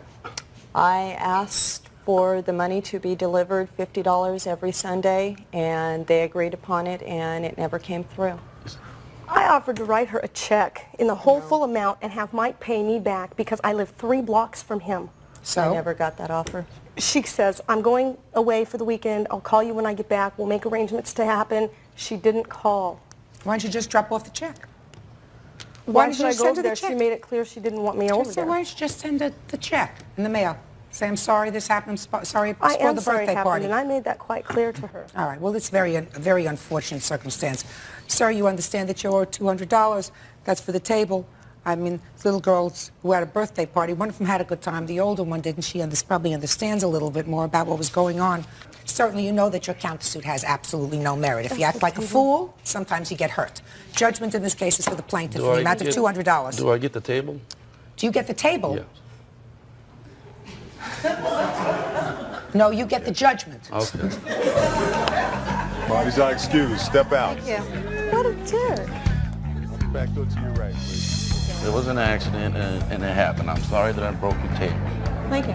I'd like you to apologize to the kids that you ruined their party. I'm sorry. Thank you. And now the next case. Parties on Oakray versus Engler. Step forward, please. ATM saleswoman Marlene Opray is suing her business associate Roger Engler, charging he vandalized her car. Roger says she's retaliating against him over a business deal gone bad. All right, Miss Opray, you claim that the defendant vandalized your car. Yes. By keying it. Yes, Your Honor. Why would he do such a thing? As retaliatory for not working with me any longer. Well, tell me about that.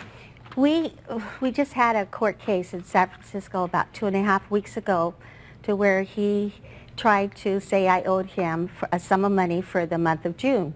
He was an employee of yours? No, he was a self-contractor only if he were to sell ATM machines. Okay, so he was an independent contractor. Yes, Your Honor.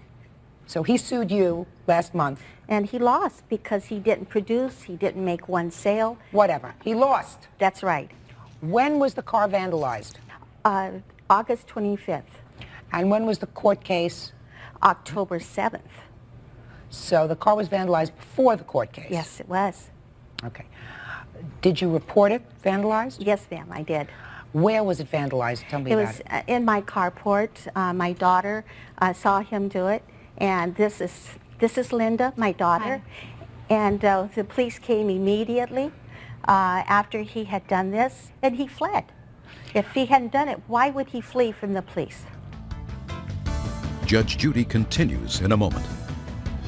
I have to tell you what he said in our last court case on October 7th when I told him I had 2 witnesses 2 weeks ago. And he says, nobody saw me do it. Real cases, real people. Judge Judy. ATM saleswoman Marlene Opray says her former business associate Roger Engler keyed her car, causing severe damage. Roger denies he did anything wrong. You say, your mother says at least, that you actually observed him. Yes, I did. Tell me what you saw. Your Honor, he came to the house around 8:30 or 9 in the morning. I answered the door, and this gentleman was at my mom's door. He asked if Marlene O'Prey was there. I asked who he was. He did not want to leave a name with me. I seen he had a white envelope in his hand. I said I was her daughter. I would be more glad to give it to her, and he refused to give it to me. So I shut the door. I went in, I told my mom, she was in the shower at the time. My mom asked him to come back in 30 minutes, asked what he looked like, and this and that. I described him. She couldn't place him. So I went back and I told this gentleman. He wasn't too happy about it. He said he had come a long distance to give this to my mother.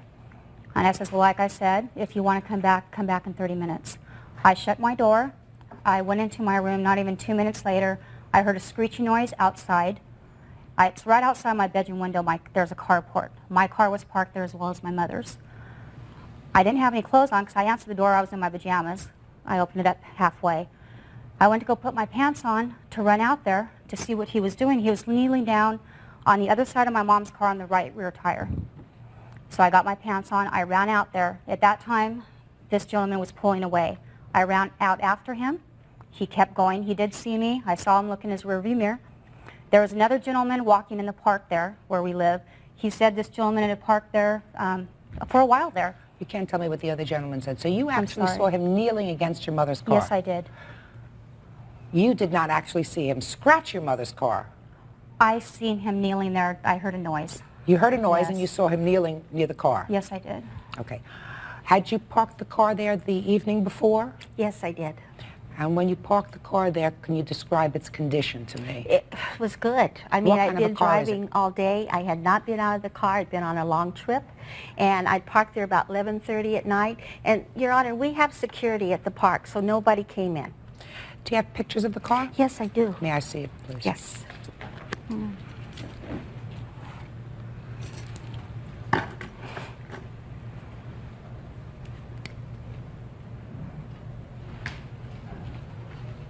All right, Mr. Ringler, I'll hear you, sir. Okay.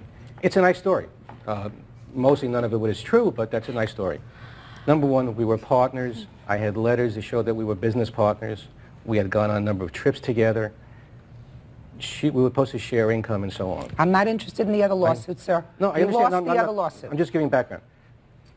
She owed me money. She kept on promising she was going to pay money. And then all of a sudden she was disappearing and she wasn't returning calls. And she wasn't returning calls. We had been in for 3 months on the phone every single day, once, twice, sometimes 3 times a day, many times. I'm not interested in that. You went to her house at 8:30 in the morning. No, for what purpose? First of all, it was 9:30 in the morning. 9:30. Okay, there was. For what purpose? For what purpose? I went to give her a letter in her hand saying we dissolved the partnership between us. And that's what I went to deliver. Her daughter came to the door. She was dressed. The door was open. She said, who are you? And I said, I just came here to give your mother a piece of paper. She said, let me go back and find out. She came back and she said, my mother's in the shower. Can you come back in 30 minutes? There was a gentleman walking in the street that we exchanged pleasantries. That was the extent of it. Can I see the police report, please? Yes, ma'am. As far as I can see, it's simply retaliation. It's whatever she can do. Nothing to do with me. I see the police were called, sir, on that day, on the 25th of August. So it's clearly not retaliatory because you evidently did not proceed in court until October. Your judgment wasn't until October, the judgment dismissing your suit. She made this complaint the very day of the incident. Okay. First of all, her car has had many damages on it that she's never repaired. I can't testify as to what scratches and things she had on her car or why she did what she did. This is a key mark, sir. Okay, but it could have been there. I mean, this is a key mark. It was not there. Here. Okay. Show him. It was not there. Okay, it's a key mark. You know, but that doesn't mean that I had anything to do with it. It could have been there. I could tell you that she had damages on her car that she's never repaired, and she's using it as an excuse. You know, if it was vandalism, as she claims, then in fact, from what I understand, it's a criminal act. Why didn't the police come, call me, do whatever they want, arrest me? There's no logic. Your Honor. Let's see. Just a second.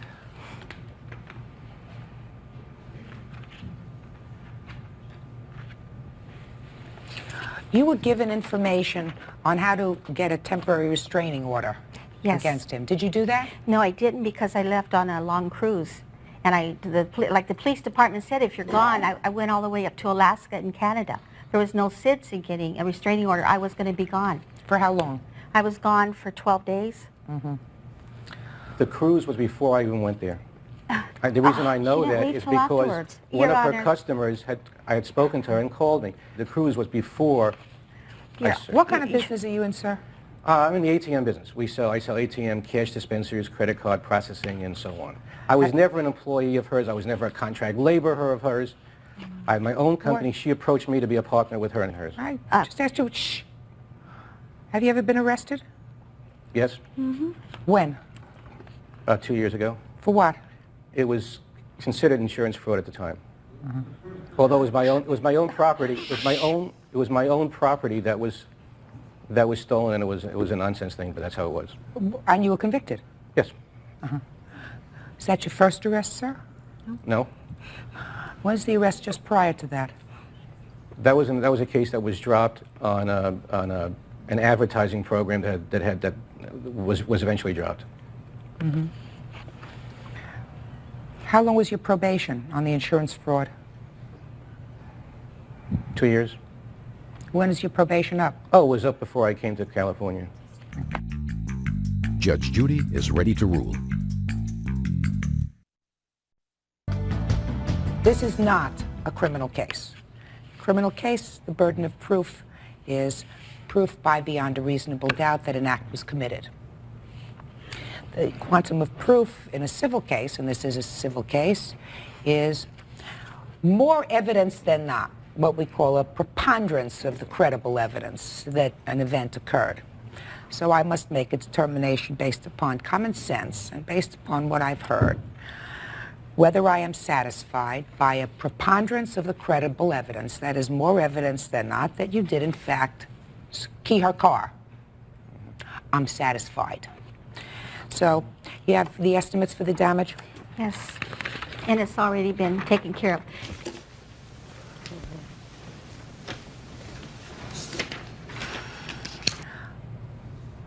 $1,241.25 is what you paid to have the car repainted on both sides. Judgment in this case is for the plaintiff in the amount of $1,241. That's all. Parties are excused. You may step out. Thank you. Judge Judy continues in a moment. And on the next step.